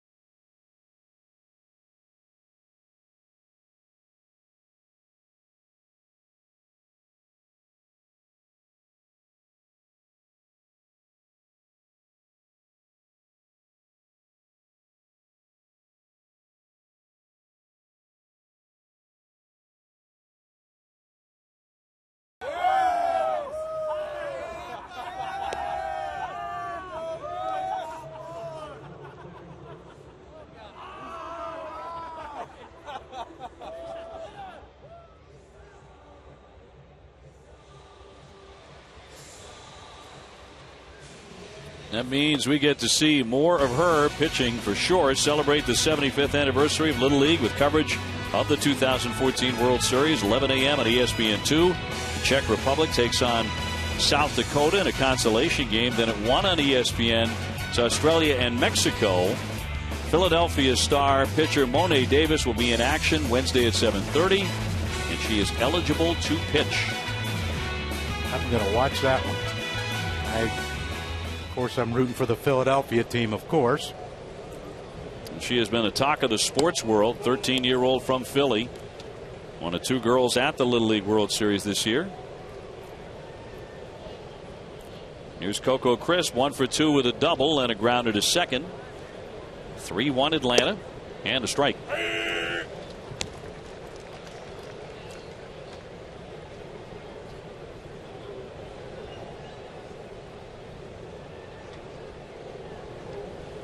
He led off the ball game with a double down the left field line, and he hammers that one foul.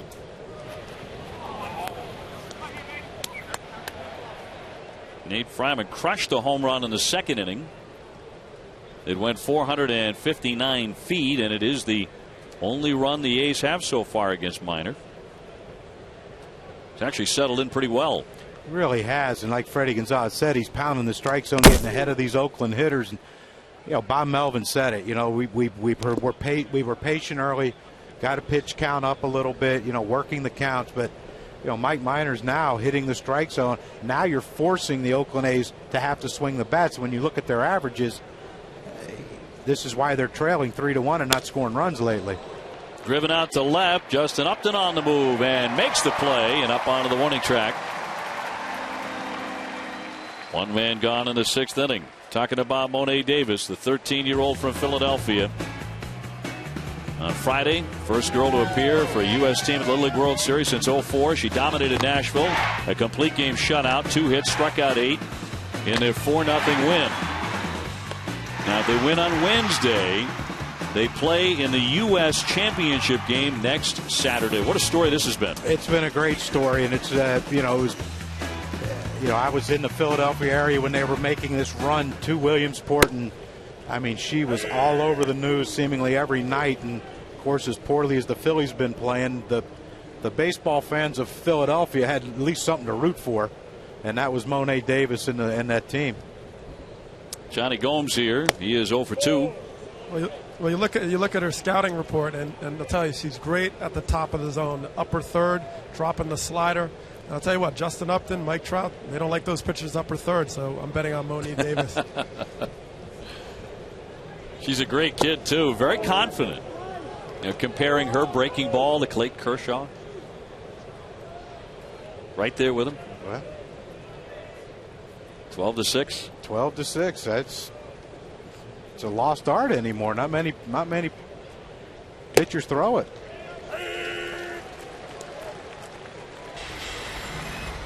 I throw my curveball like Clayton Kershaw's, my fastball like Monet Davis. You gotta love it. It's a pretty good combo. You're gonna get a comparison of those curves. Gomes pops that one up. Freeman and Gosselin and Hayward converging, and the second baseman bobbles it. It's a fair ball. Gomes dives into second base as the throw goes into left. It'll stop there. Gosselin bobbled it in right field. For a split second, he had a catch made. Couldn't hang on. You see the swing right there. Johnny Gomes hit that pop-up. See Freddie Freeman tracking it. Then that ball looks like it just drifts back, and Gosselin didn't know who was going to call it. Is Freddie going to get it? Do I get it? I'm the rookie. I'm going to give to the veterans. Again, hits off his glove, drops in, and give Johnny Gomes credit. He didn't stand and watch. Ruled a double. So that's it paid a off double? for Gomes. It was ruled a double. All right. Now they have just changed it. As soon as you made that noise, they changed it. I mean, it was a pop-up. So it'll be an hit error. His glove. E4, as it turns out. And here's Donaldson, who's walked and grounded out to the shortstop. Oakland trying to rally. They have lost 4 straight. Big wave and a miss by Donaldson, who does not get cheated up there. 25 homers, 84 RBIs for the third baseman.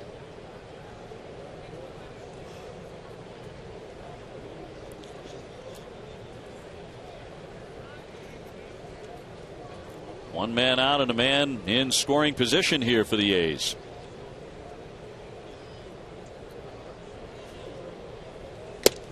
Fastball too high.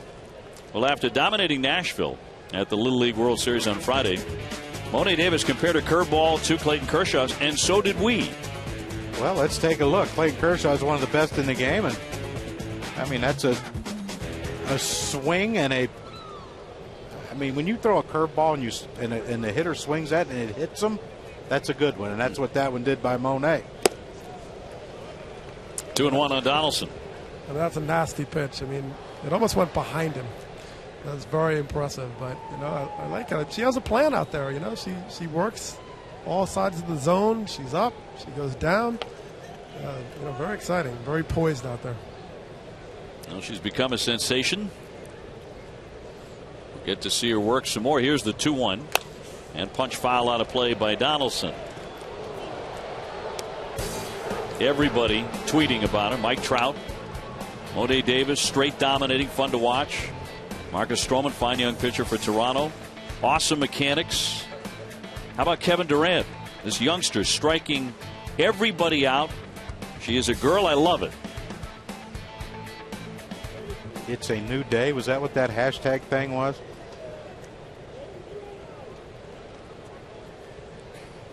The 2-2. Little roller foul as Donaldson hangs in there.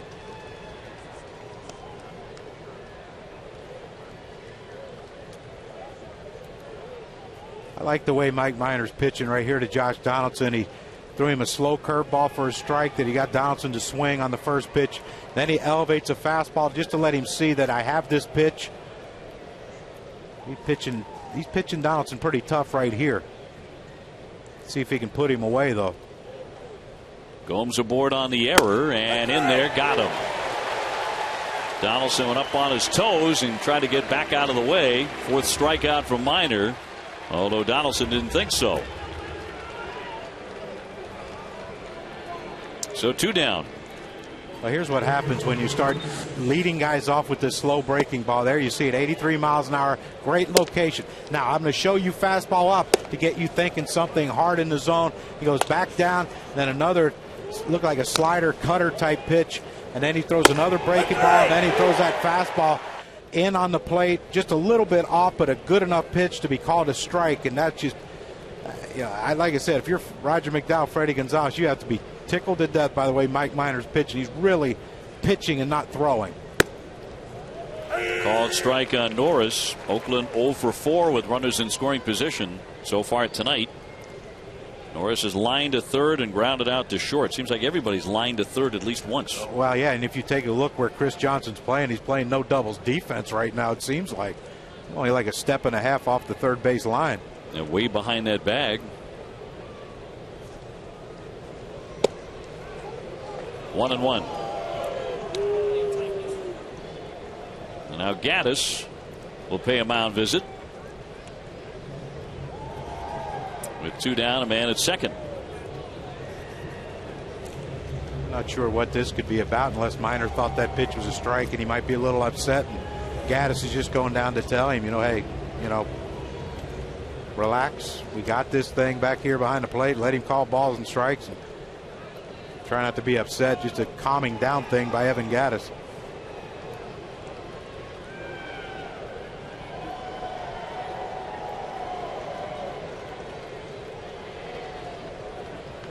The 1-1 to Norris. Fly toward right. That one into foul territory. Tomorrow night, ESPN brings you Monday Night Football preseason coverage. The Redskins' Robert Griffin III looks to bounce back. Johnny Manziel and the Browns look for a win on the road. Browns and the Redskins Monday at 8 on ESPN. So John Gruden gets to comment on his brother Jay Gruden, new coach of the Redskins. That should be entertaining. And I don't know John Gruden at all, but just by listening to him, I'm sure if his brother messes up, he's going to call to the attention of the viewers. Into the dirt, blocked by Gaddis. You may not know him, but he wants to know you, John Kruk. Yeah, I have no doubt about that. I bet he does. That's probably on his bucket list, I'm sure.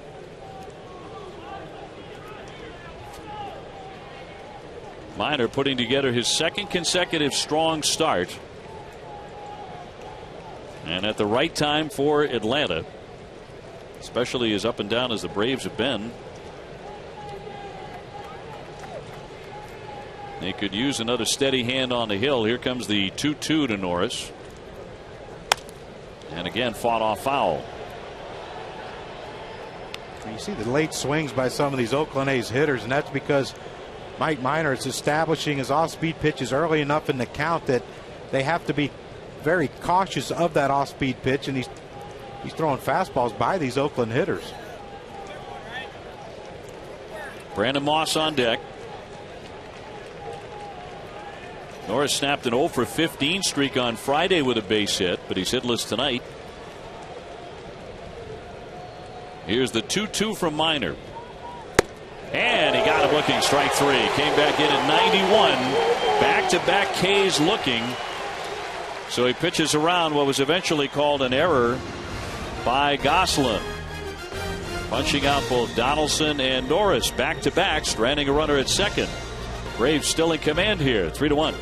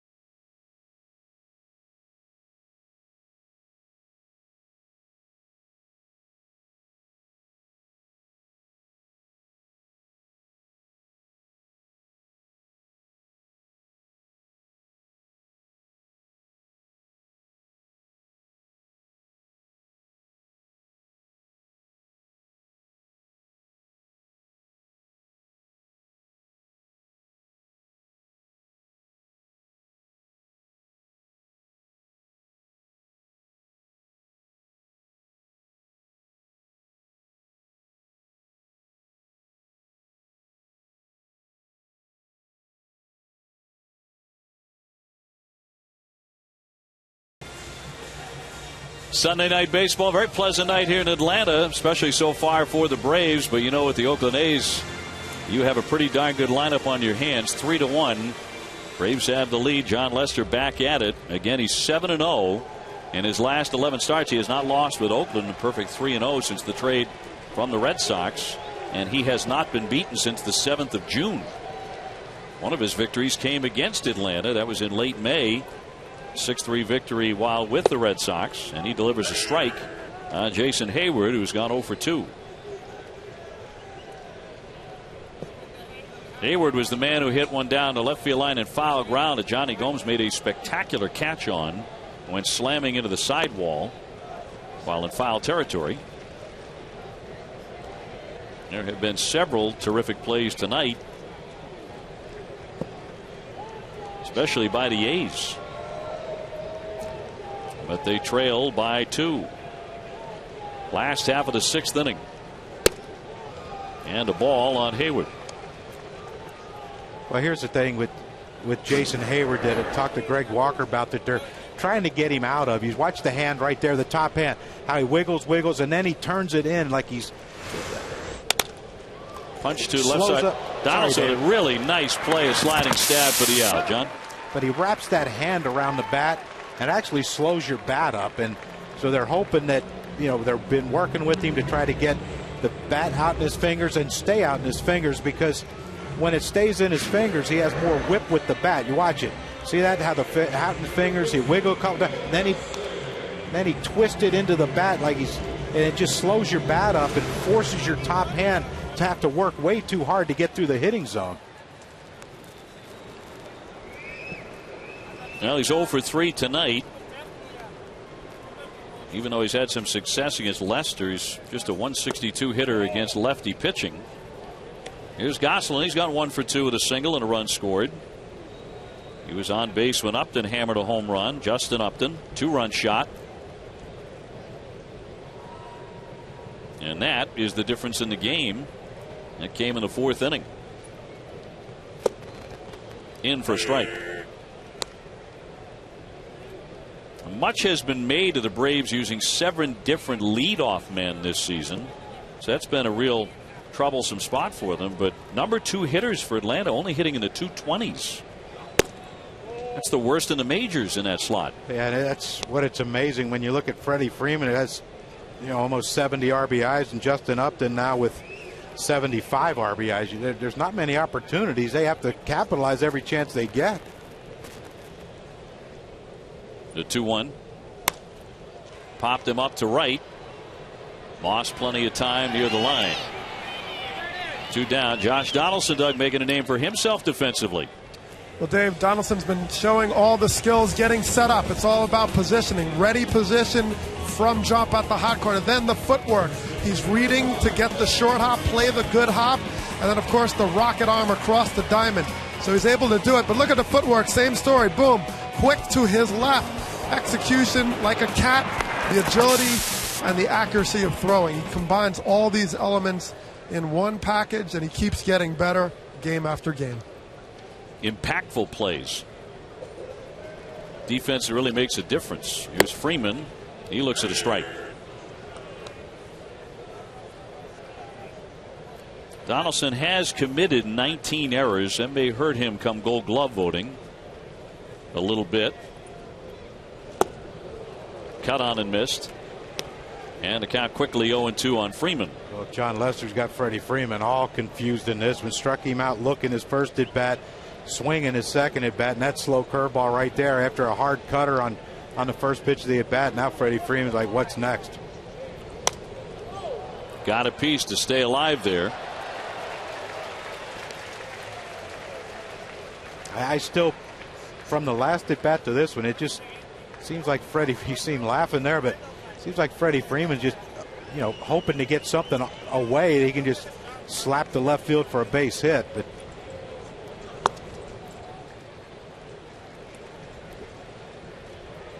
it was one of those Kurt Schilling non-competitive pitches that he likes to talk about. A 0-2 pitch that once it left the hand, you weren't swinging at it. The 1-2. Down low with an off-speed delivery. And Justin Upton, who's been a lot of trouble for Lester tonight, is on deck. A single and a long 2-run homer. Well, I think if I'm Freddie Freeman right here, 2-2 count, I'm looking something hard, cutter away, and set something up for Upton. He's worked it full. Lester extremely upset with himself. Well, and he should be. He's thrown 3 non-competitive pitches once he got Freddie Freeman 0-2. Bounced 2 of them and then throws that one so high in the zone he can't even offer at it. And he winds up walking him. 63rd walk of the season by Freeman. And he's aboard here with 2 down. Look at that last pitch. It's a pitch that looked like John Lester really wanted, and just by watching it live, it looked like it broke around the plate. You see the pitch by Lester. Yes, it did break around the plate, and you see the reaction. He was walking off like they were going to throw it around the horn. A little stare in at the umpire. Lester with a 7-game winning streak, tied for the longest in the majors, has not been beat since the Tigers beat him on June 7th.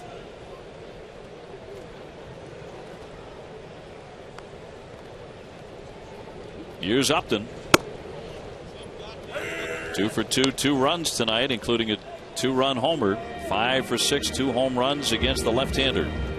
Well, to me, it's that short, compact swing that he has. There's nothing long about it. There's no wasted movement in Justin Upton's swing, and not that anyone matches up well against John Lester, but that swing does.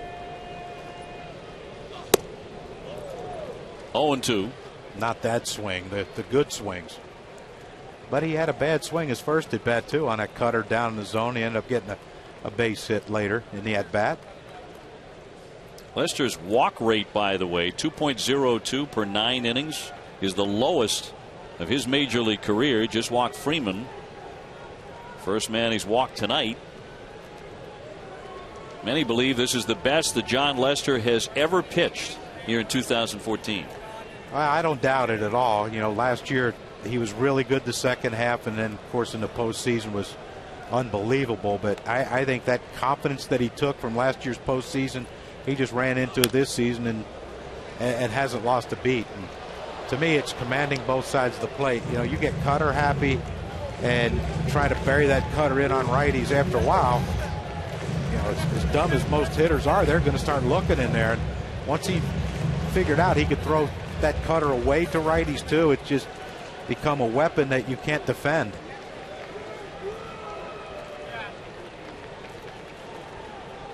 Well, earlier tonight, to Upton, he allowed just his 10th home run all season long. 8 of the previous 9 had come with the bases empty, but when Upton got him, he had Gosselin on at first base. Justin trying to get him again here, but he's down 0-2. 2 out, a man at first. Waved at and missed, and down he goes, strike 3. So he pitches around the walk there and finally gets Justin Upton. It remains 3-1 Atlanta.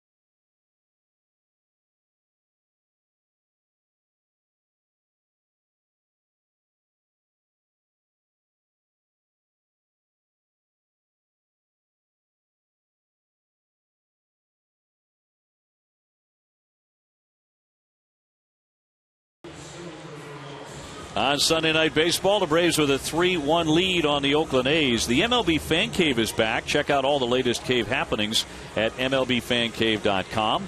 Follow at MLB Fan Cave on Twitter and like the MLB Fan Cave on Facebook.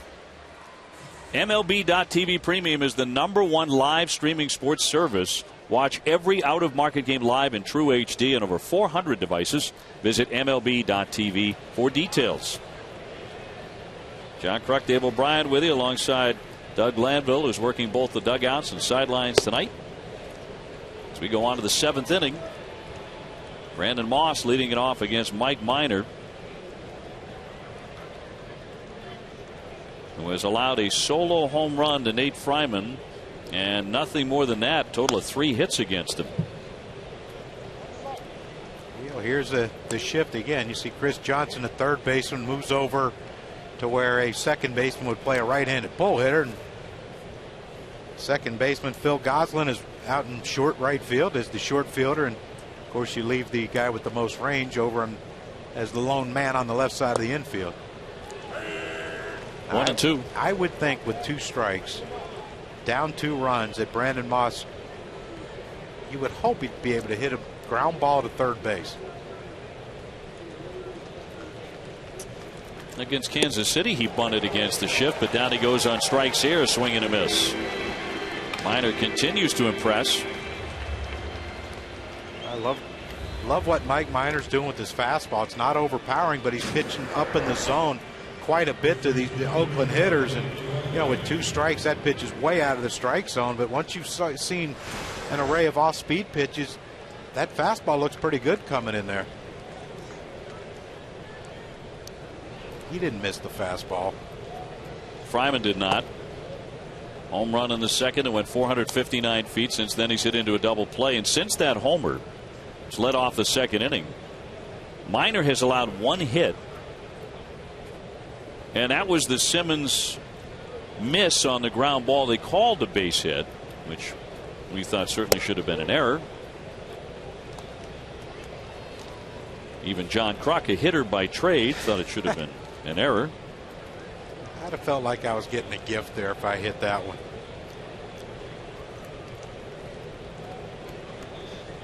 The 2-0 downstairs.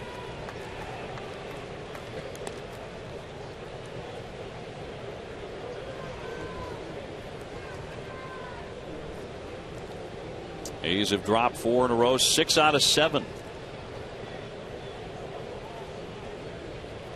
Now the Angels lost 3-2 to Texas, which helps the A's cause. But coming into play today, the A's had, by percentage points, actually slipped below the Angels. For the first time out of first place, sole possession of first place since April. That one's smoked into left field. Upton backing up, turning, and that one's gone. And he's done it again. Fryman crushes another one. Well, that one's not 450 some odd feet, but yikes. The job is done again. This ballpark plays really small for Nate Fryman. His second home run tonight, and it's a 1-run game. Well, another fastball. He got behind in the count, did Minor. 3-0. 3-1 fastball down the middle, and then the 3-0 fastball down the middle, and then 3-1 is another pitch. He's just trying to get over the plate, and apparently Fryman can hit that one. Yeah, he has shown that. Yeah, definitively.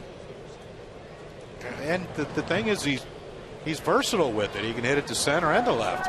First multi-home run game of Fryman's career. No doubt about either one of them. No. When the center fielder, when your first one just turns around and watch it, and the left fielder just turns around and watch it, yeah, that's no doubt. Gallaspo 1 for 2 with a base hit. He's also struck out looking. There's a high deep drive. He jumped on this one. Backing up Upton and makes the catch right up against the wall. Gallaspo just missed one, and Minor may have gotten a little fortunate there.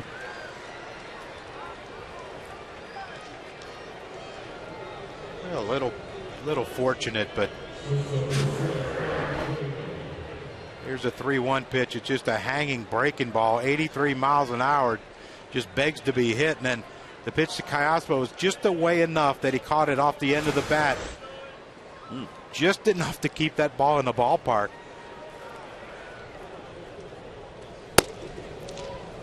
Up high for a ball on Perino, and the Atlanta bullpen is active. They're going to get Jeff Russell up. Sam Fuld in the on-deck circle. He would hit for John Lester. That one down the right field line and foul. Perino has gone 0 for 2. He's hit into a double play and flied to left. Sam Fuld.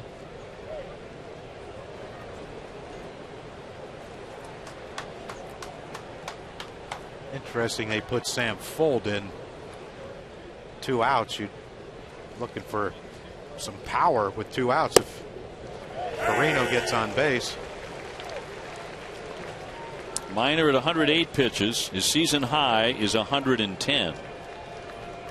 So closing in here in the 7th inning, a 3-2 game.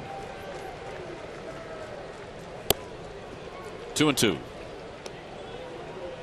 You see right now that Mike Minor's starting to get the ball up in the strike zone, and that could be fatigue. Like you said, he's throwing a lot of pitches, but it's the danger zone if you're an Oakland A's hitter when every pitch is up. If you're throwing down the zone with the breaking ball and your slider and elevating the fastball just to let him see it, but every pitch is up right now. Line foul.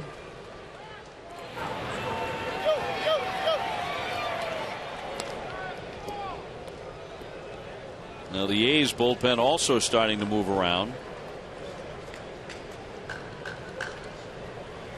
Dan Otero starting to loosen. The 2-2 in there. Strike 3. Got him looking. That ought to be it from Minor. He walks away after 7 innings of work. Still in the lead 3-2, and the Braves have to be very, very happy with that performance, but Fryman got him twice.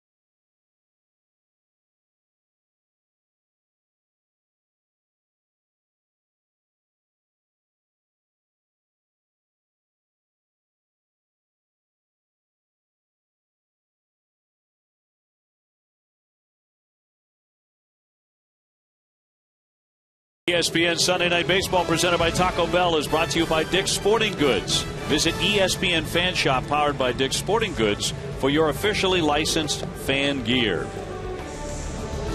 Back in Atlanta, close one here, 3-2. The Braves on top. Oakland has just cut into that with a second of 2 home runs tonight by Nate Fryman. Look at our game summary. Upton has gone 2 for 3 with a home run. Minor just finished up 7 innings. Unlikely to return. Fryman has his fingerprints all over this one. John Lester at 13-7, unbeaten in his last 11 starts on the hill tonight for the Oakland A's, and trying to power them to a victory, which would be their first in this series, and he goes back out there. Yeah, not surprising. The pitch count's not really high for John Lester. I mean, you see the line right there.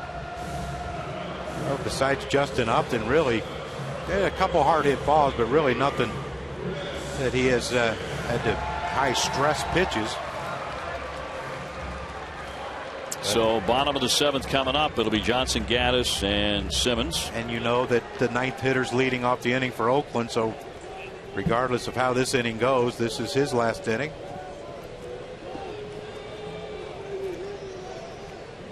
Johnson is 0 for 2 as he takes one in there for strike 1.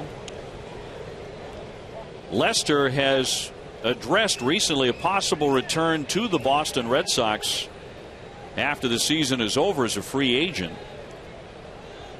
Talked about his time in Boston and the memories. He said those don't get erased based on the whole ordeal of being traded. He said, I'm glad with where I'm at. I understood where the Red Sox were at the end of the season. It's going to do nothing to change my mind about going back there if they are aggressive and competitive and do the things they say they're going to do. He said Boston is definitely a place I would go. You're not going to get the Dodgers and the Yankees to up their money if you don't have the Red Sox involved. So bring high deep drive. This one socked by Johnson. He crushed it to left and gone.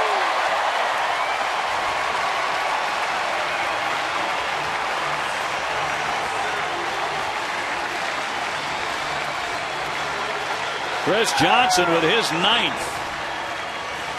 Every homer hit tonight has been an absolute shot. And the Braves up their lead to 4-2. Yeah, there's been no cheapies in this one tonight. The 2 by Freeman and Justin Upton's home run, and now this one by Chris Johnson. But again, it's another pitch that John Lester couldn't bury inside to a right-handed hitter. The mistakes he's made with that cutter, they've been getting hit. Johnson loves lefties, doesn't he? .434 his batting average against southpaws. Here's Gaddis. He loops that one toward right center field. That's into the alley. Moss over to cut it off. Gaddis will be content with a single. His second hit. He's 2 for 3. Well, here's the pitch to Chris Johnson. You see Lester trying to get that cutter in, but he didn't get it in enough and was up enough. But look at the hot zone for Chris Johnson. Right in that circle, that pitch in off the plate that he gets out in front of and hooks it either down the line for a double or into the left field seats, way up in the left field seats for a home run. And here comes Bob Melvin. Before tonight, he had allowed 1 home run total in his last 8 starts and 2 tonight. So the call has gone to the bullpen. It'll be Otero. And we'll take the break as well. That is it for John Lester. He leaves in the 7th. Braves up 4-2.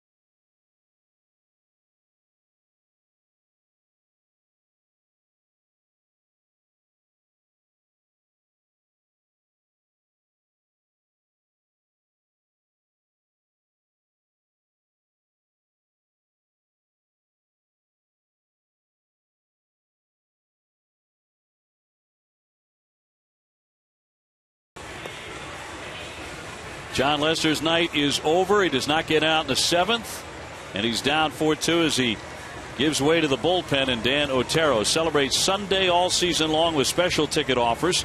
Head to the ballpark with your friends and family. Go to MLB.com/Sunday.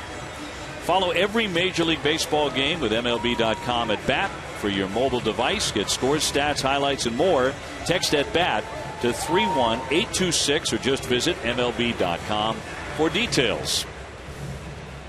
So Otero takes over after another Atlanta home run. Chris Johnson getting all of it off of Lester.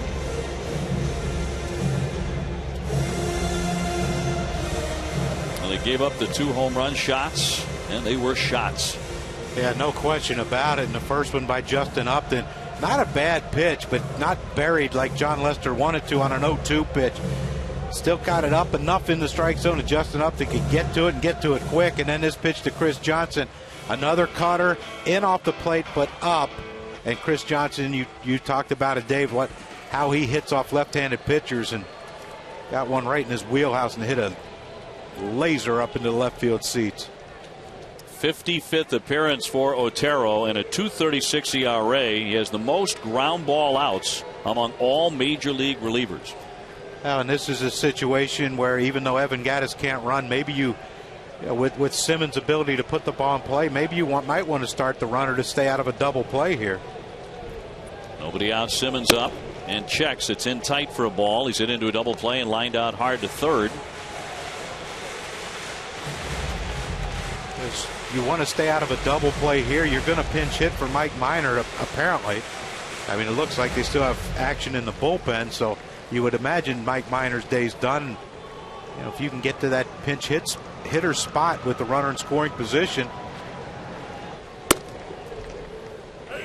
And looking for that bridge to Craig Kimbrell, who did pitch last night. He's ready to go again tonight, according to Freddie Gonzalez. Jordan Walden, though, probably not available tonight. Doesn't look like he's warming up in the bullpen. Usually the 8th inning guy for the Atlanta Braves. Otero with a 1-1 to Simmons. Down and away. Well, a Brave victory not only gives them the sweep, it would send Oakland to a 5th consecutive defeat. Now, they weren't panicky when we talked to them earlier tonight, but they might start to get a little antsy if this continues. Especially if your ace gets beat and the guy that you brought over to win, big games for you. And, granted, look, he needs to swing harder. But, it's a 4-2 game. It's still a manageable game for Oakland. A bloop and a blast that ties the game up. But they just haven't been getting that bloop and a blast lately.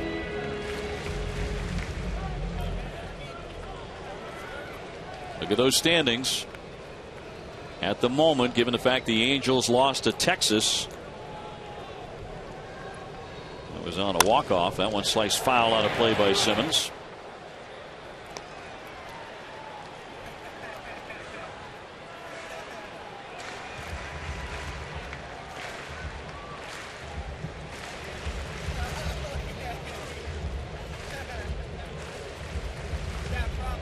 This is an Atlanta team that,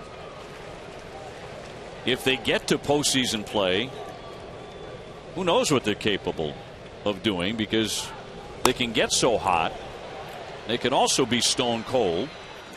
They've been all over the map. Yeah, they could drop an 8 spot on you or get shut out 3 games in a row. It's got to be frustrating because there's not a lot you can do offensively with the personnel that's on this team. It's not like you can hit and run a lot because you have so many swings and misses.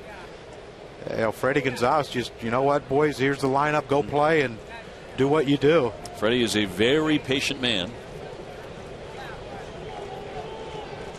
The 2-2 punch toward right coming on Moss. He'll make the catch, throw back into first, and he almost got him, but he gets back in safely. Gattis able to slide back in. 1 man out. And B.J. Upton will be next. Upton is 0 for 2. Struck out a major league high 153 times with the last K in the 5th inning. for the second year in a row since he came to Atlanta on a big 5-year contract. He's having a miserable year. Well, you wonder when the time comes where it's just a total revamp of his swing. Something has to change with BJ. This, like you said, if it was 1 year, you can chalk it up to, hey, I had a bad year. But now you're looking at 2 years in a row where it's been a struggle offensively for him. And you just have to think that he's too talented to perform like this. But you also people talk about his athleticism as a center fielder. Can you translate that athleticism to a different swing? Fouled away for strike one. Yeah, no doubt, guys. You see his swing, and there's a lot of pieces to it. It's almost like he's putting a piece to the puzzle. The mechanics, the head position, everything is moving around, and it's very mechanical for a guy who has great hands, great ability. He's broken it down into so many different parts that it almost looks robotic, and it's hard to actually concentrate on a strategy, hitting a major league fastball when you're trying to put together all these pieces to a puzzle. He smokes that one, but caught by Perino, and the runner will get back. That's his best swing tonight. Sounded like he may have broken the bat too, and that's out number 2. He's had a couple good at bats. He lined out to Donaldson his first at bat, hit that ball hard. And Tommy La Stella is going to hit here from Minor. Is it impossible in the midst of a major league season to do what you suggest, to tear down a swing and build it back up from the ground up? Maybe during the season it might be too much, but I think whenever the Braves season's over, I think November, take November off, December maybe, halfway through December, and then start from the basics, from the ground up. Just revamp the whole thing, and like I said, I think he's a good enough athlete that he should be able to do it. Big swing and a miss by La Stella. Runner at first base, 2 down, 4-2 Atlanta in the 7th inning. Chris Johnson started the inning with a long home run to left off John Lester, who is on the hook for the loss right now, which would be his first since coming over to the A's from Boston. Also be his first since the 7th of June. 1 ball, 2 strikes.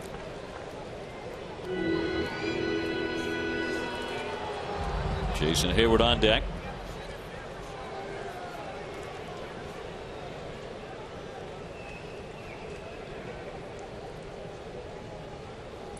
And Otero delivers. Waved at and missed, and he got him.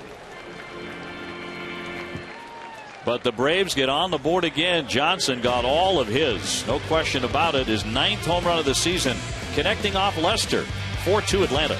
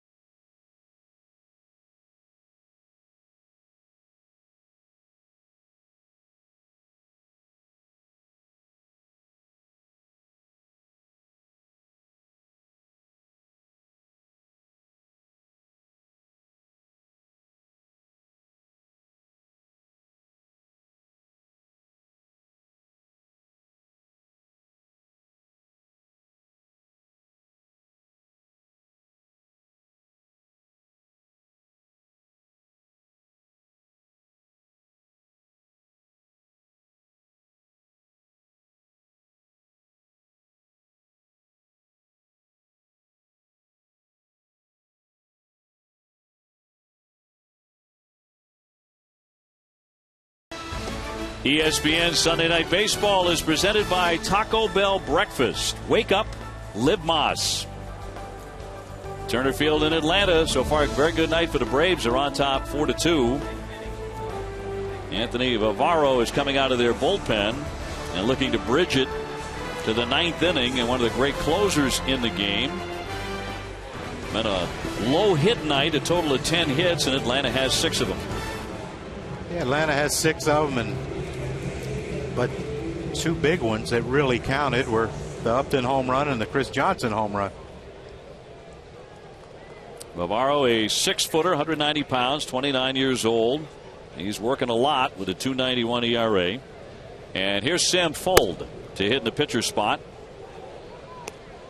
258 and a pair of home runs. He'll be followed by Coco Crisp and then Johnny Gomes as the A's try to get their offense going late, trailing by 2. As they attempt to avoid a sweep. In for a strike.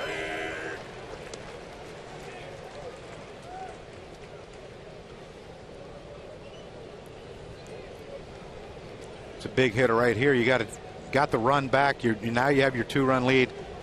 If you're Vivaro, you can't let this leadoff hitter get on base, and Sam Fuld jumping ahead is exactly what the Braves need right now. Get ahead in the count, get that leadoff guy out of the way, and work from there.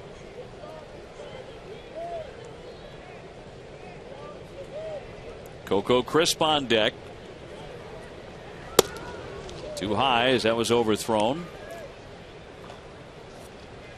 Avilan and Russell, the 2 lefties, now working in Freddie Gonzalez's pen. Well, you normally don't see 2 lefties warming up at the same time, but Avilan a little better against lefties and Russell really good against righties this year. Still 2-2 on Fuld.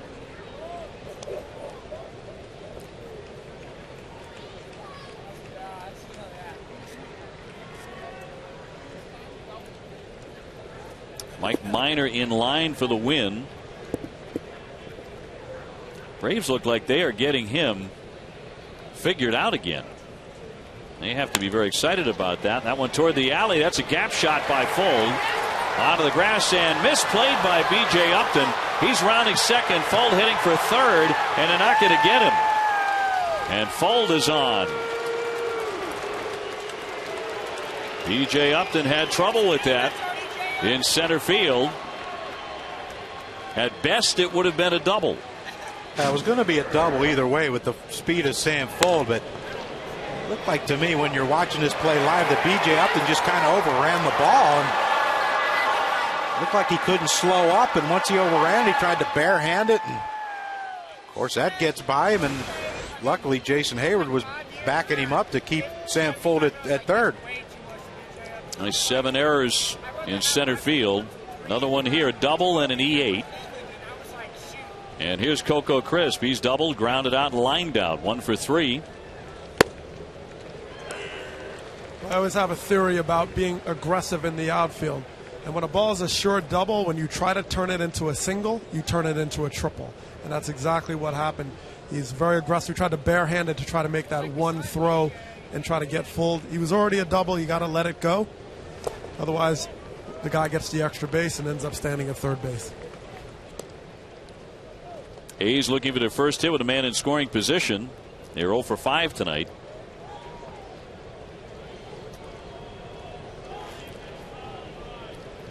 So the Braves with a 4-2 lead. That could get a little bit tighter here in a moment. The 1-1, a strike.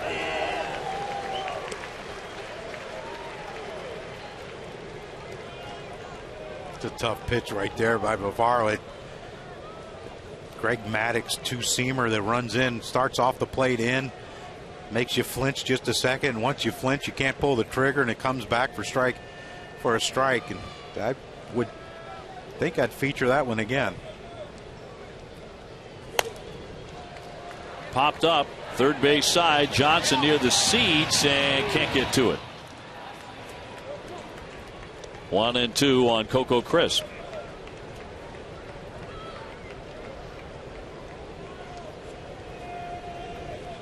We mentioned it before, in the 16 games since the A's traded Yoenis Cespedes, The A's outfield is hitting .233. He's driven in 9 of 14 runners with less than 2 out from third. In this situation, the last thing you want is a strikeout. Just put the ball in play.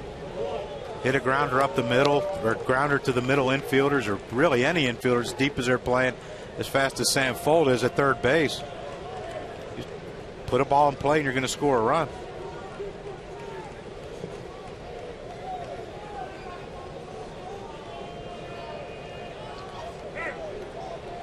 Chris asking for time, and he gets it from Ted Barrett.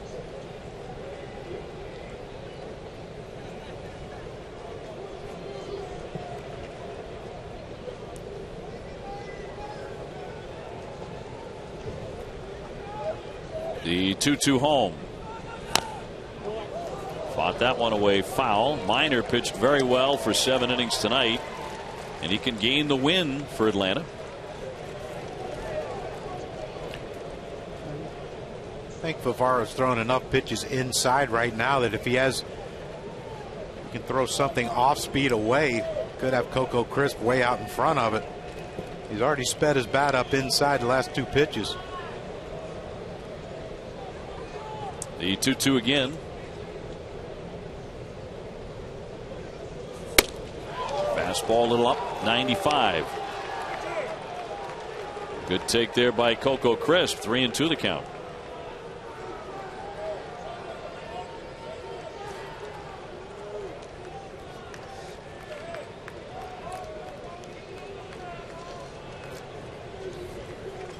Well, now the worst thing you can do now is walk him.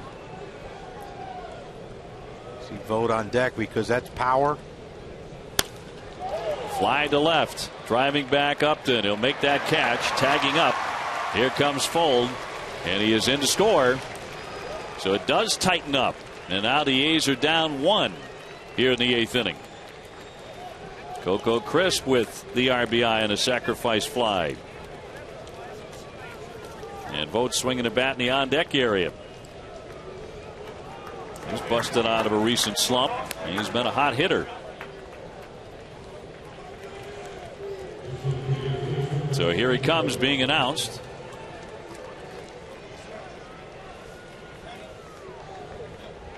Last night got a hold of one here. He's a strong man, and that ball's hit a long way to center field.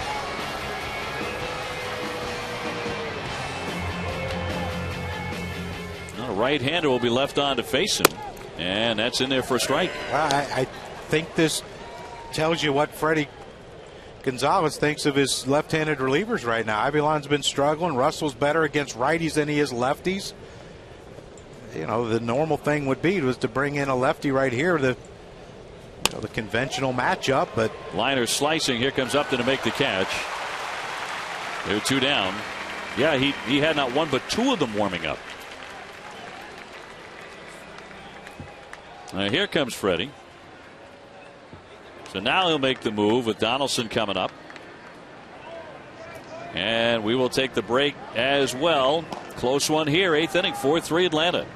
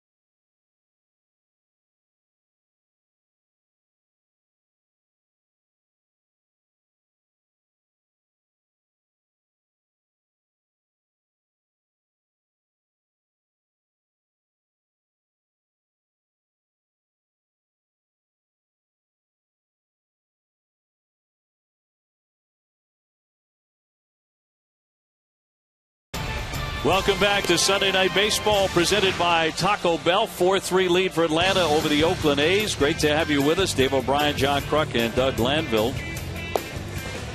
Now the question is, why do you bring in the lefty now with a right-hand batter in Donaldson coming up? But look at the flip here from one year to the next. He's become deadly against righties. Devastating. Only right-handed batters only hitting 103 against him. And Freddie told us, he said, sometimes people probably think I'm nuts, but do I start bringing him in against righties? Yep. He's my lefty to get righties out, and lo and behold, here we are.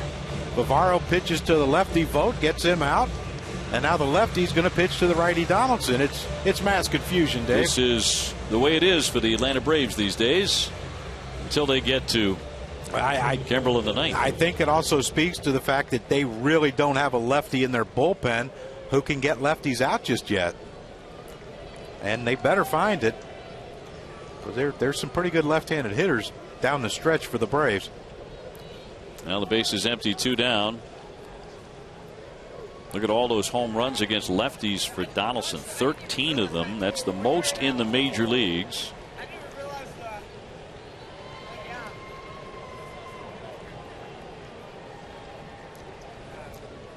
A run in here in the 8th inning for Oakland. So down by 1. Check swing and a strike. Donaldson tonight has been pretty quiet. He's walked, grounded out, struck out. And seemingly every first pitch to Josh Donaldson's been a breaking ball. And they're getting ahead of him with that breaking ball, and that makes him expand the strike zone. 1 ball, 1 strike.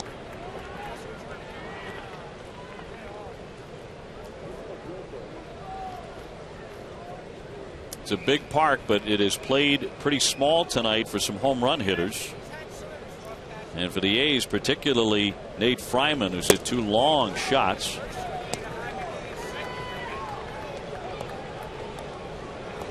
His first home run had to be one of the longer home runs all weekend in the majors, 459 feet.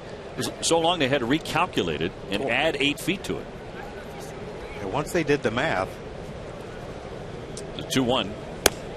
That's upstairs. So now hitters count for Donaldson.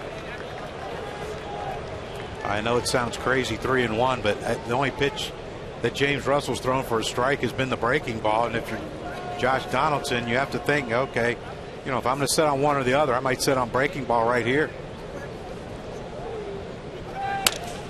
Liner to right. That's going to drop down for a base hit. So Donaldson is on. Second hit of the inning for the A's. And they have the tying run aboard for Derek Norris. He's hitless tonight, 0 for 3.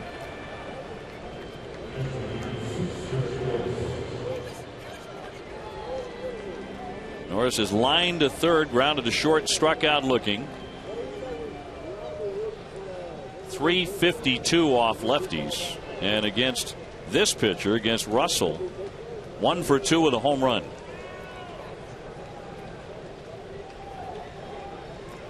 So it doesn't look good for the Braves. Is that what you're saying? Bounding ball, backing up Gosselin. Easy stab for him. Looks better now, right now, I think. A lot better. No question about it. Run in. The A's have cut it to a 1-run game as we go to the last of the 8th in Atlanta.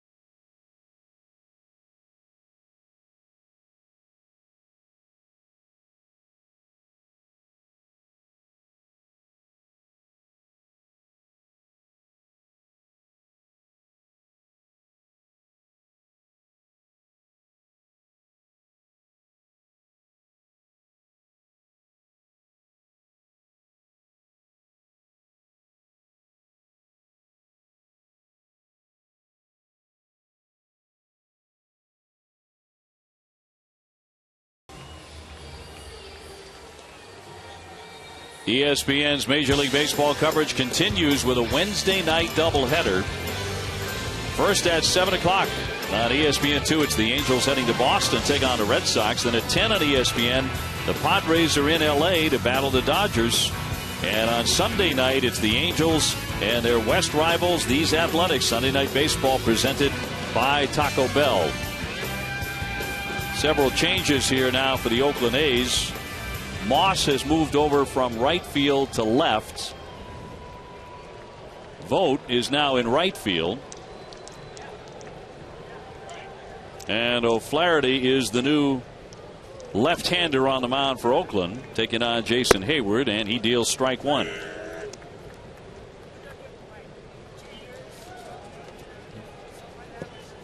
Pretty good numbers right there by Eric O'Flaherty. Of course, 12 games, 12 innings. Low ERA and not going to walk you. So start hacking. Hayward tonight is 0 for 3. He's flied to left twice. Johnny Gomes making a sensational catch down the left field line. He's also grounded to third. Gomes now out of the game.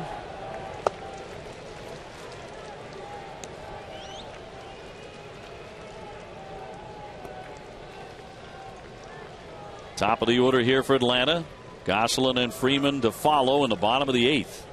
Braves looking to add on to their 4-3 lead. They try and sweep this series. Hammered but foul.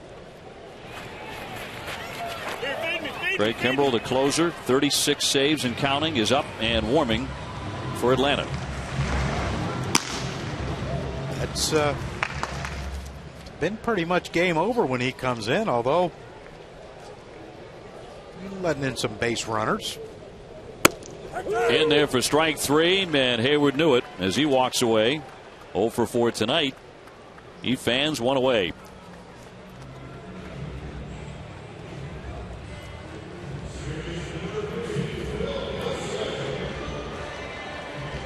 O'Flaherty has not been charged with a loss since the 14th of August 2011. It's a span of 115 appearances. He's 8-0 over that span. Well, you're not going to get a loss here either. That streak continues. Gosselin 1 for 3 with a base hit and a run scored. He scored a run when he was on when Upton crushed a home run in the 4th inning. Chris Johnson did the same thing in the 7th. Both of those off of John Lester. Right now he would take his first loss as a member of the Oakland A's after getting off to a great start, 3-0. But not over yet. No, it's not over yet, and he really didn't pitch poorly. Gave up 4 runs, 6 hits, and 6+. Yeah, but, you know, 2 of the hits were home runs, like you said, a 2-run homer by Upton and a solo by Johnson. And I'd like to think that if you took those away, it was very dominating. But Vogt has plenty of room behind him. 2 up and 2 down with Freddie Freeman approaching the plate.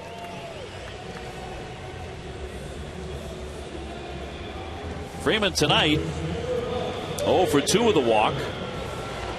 John Lester kind of had him tied up in knots for a couple of at-bats, as he is prone to do. 17 home runs for the number 3 hitter for Atlanta.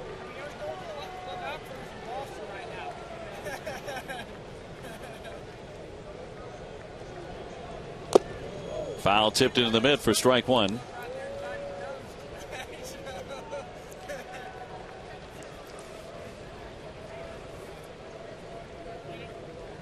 Bases empty, 2 down. Braves up by a run late. Wide to make it 1-1. That's what's the amazing thing with the shift that Oakland's put on with Freddie Freeman hitting, and they still continue to pitch him away.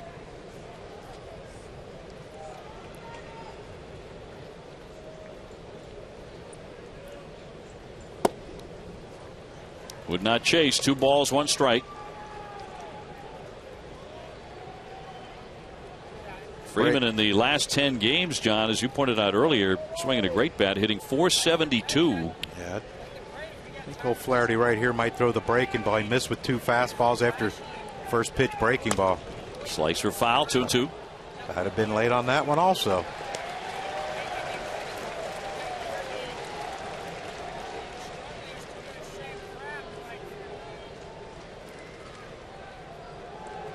Three-man shift on the right side against Freeman.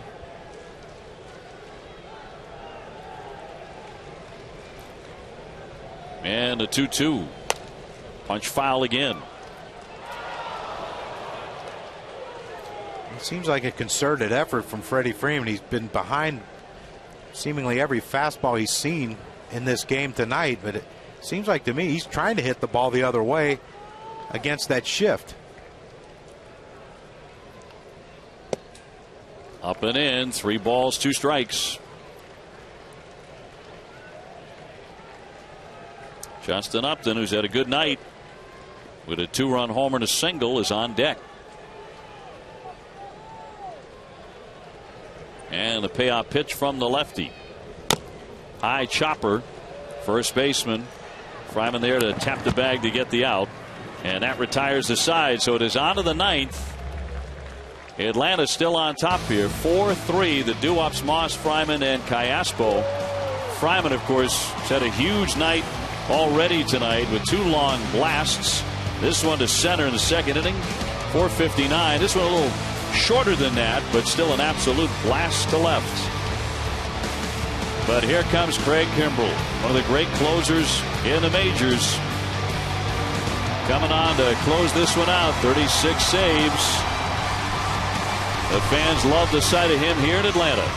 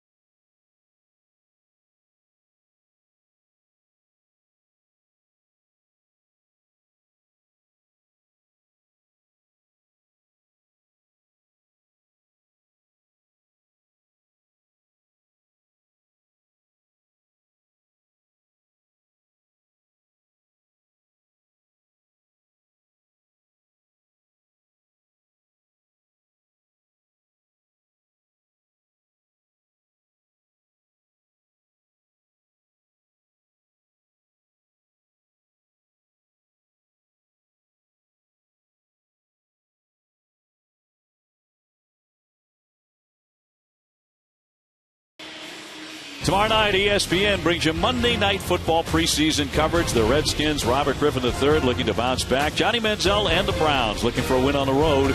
The Cleveland Browns and the Washington Redskins Monday night at 8 o'clock on ESPN.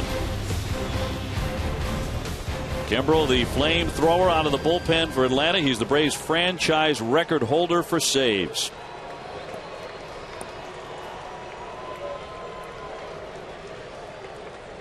.36 out of 40. 49 innings, 80 strikeouts. That's that'll work. Here's Brandon Moss, and he takes a strike.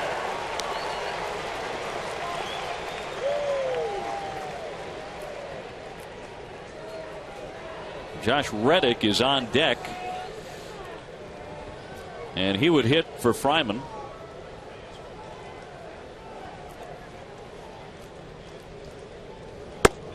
And it's outside on Moss, who's gone 0 for 2. He has grounded to second, walked, and struck out.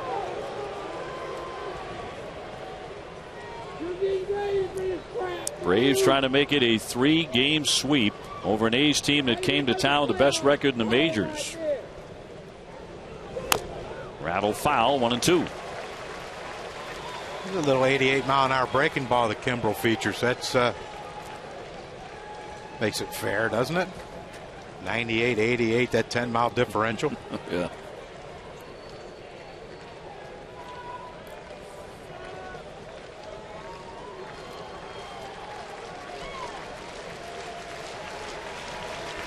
The 1-2.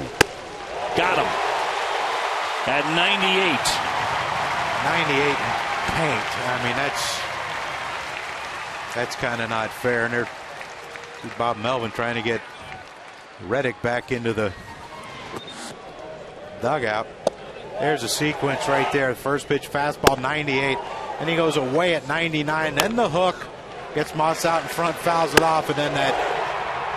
I mean, that's just unfair. It's a four-seamer that acted like a two-seamer that ran back, and you wouldn't think anything thrown at 98 miles an hour would have a chance from 60 feet to move, but that one did. Well, it's going to be John Jaso instead, as Reddick has been called back, and he'll step in on the left side. He is 0 for 1 in his career against Kimbrel. One down in the ninth. The Braves on top by a run. This would be 5 consecutive losses if it happens for the A's, and that's strike one. So you sit on the bench for 8.5 innings, and they call on you to pinch hit against a guy that throws 98, and the first pitch is an 88-mile-an-hour breaking ball for a strike.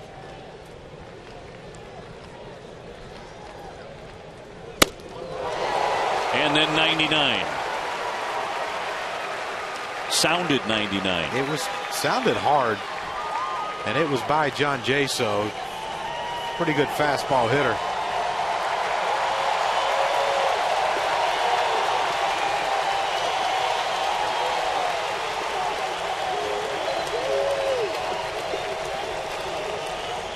Got him at 100, just for good measure. 2 down. I want to see a different look, and I mean, this is when you knew Johnny Jaso was in trouble. As soon as he stepped up to the bat, it was first pitch of the at bat, 86-mile-an-hour hook in a great location, then 99, and then let me just see if I can elevate a little more at 100. I'd say the ball's coming out of his hand pretty good tonight, Dave. I would say so. So here's Callaspo, 1 for 3. That's a strike. Kimbrel just pouring it in there. The Oakland A's have not lost 5 straight games all season. They are 1 out away from doing that.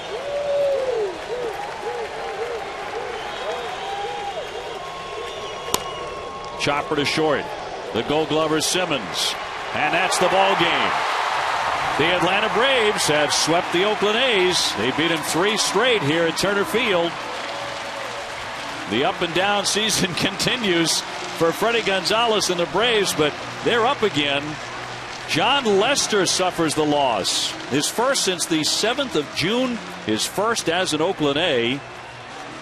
And Kimbrel and company lock this one up, and they send the Oakland A's to a 5th consecutive loss for the first time all year. Yeah, and amazing, but I think, you know, if you're an Atlanta Braves fan, you have to love what Mike Minor did in this game tonight. Going forward, if he continues that way, they got another strong starting pitcher to fill out that rotation. Minor going 7 really good innings tonight. Catch up on all the latest baseball news with Baseball Tonight, Monday at 10 on ESPN2. Major League Baseball coverage continues Wednesday night, a doubleheader, first at 7 on ESPN2, the Angels and the Red Sox, then at 10, the Padres and the Dodgers on ESPN. Sports Center is next. This has been a presentation of ESPN, the worldwide leader in sports. Tonight, the Braves top the Oakland A's 4-3, the final score from Turner Field. For John Kruk and Doug Landville, I'm Dave O'Brien. So much fun here tonight in Atlanta. Thanks for joining us.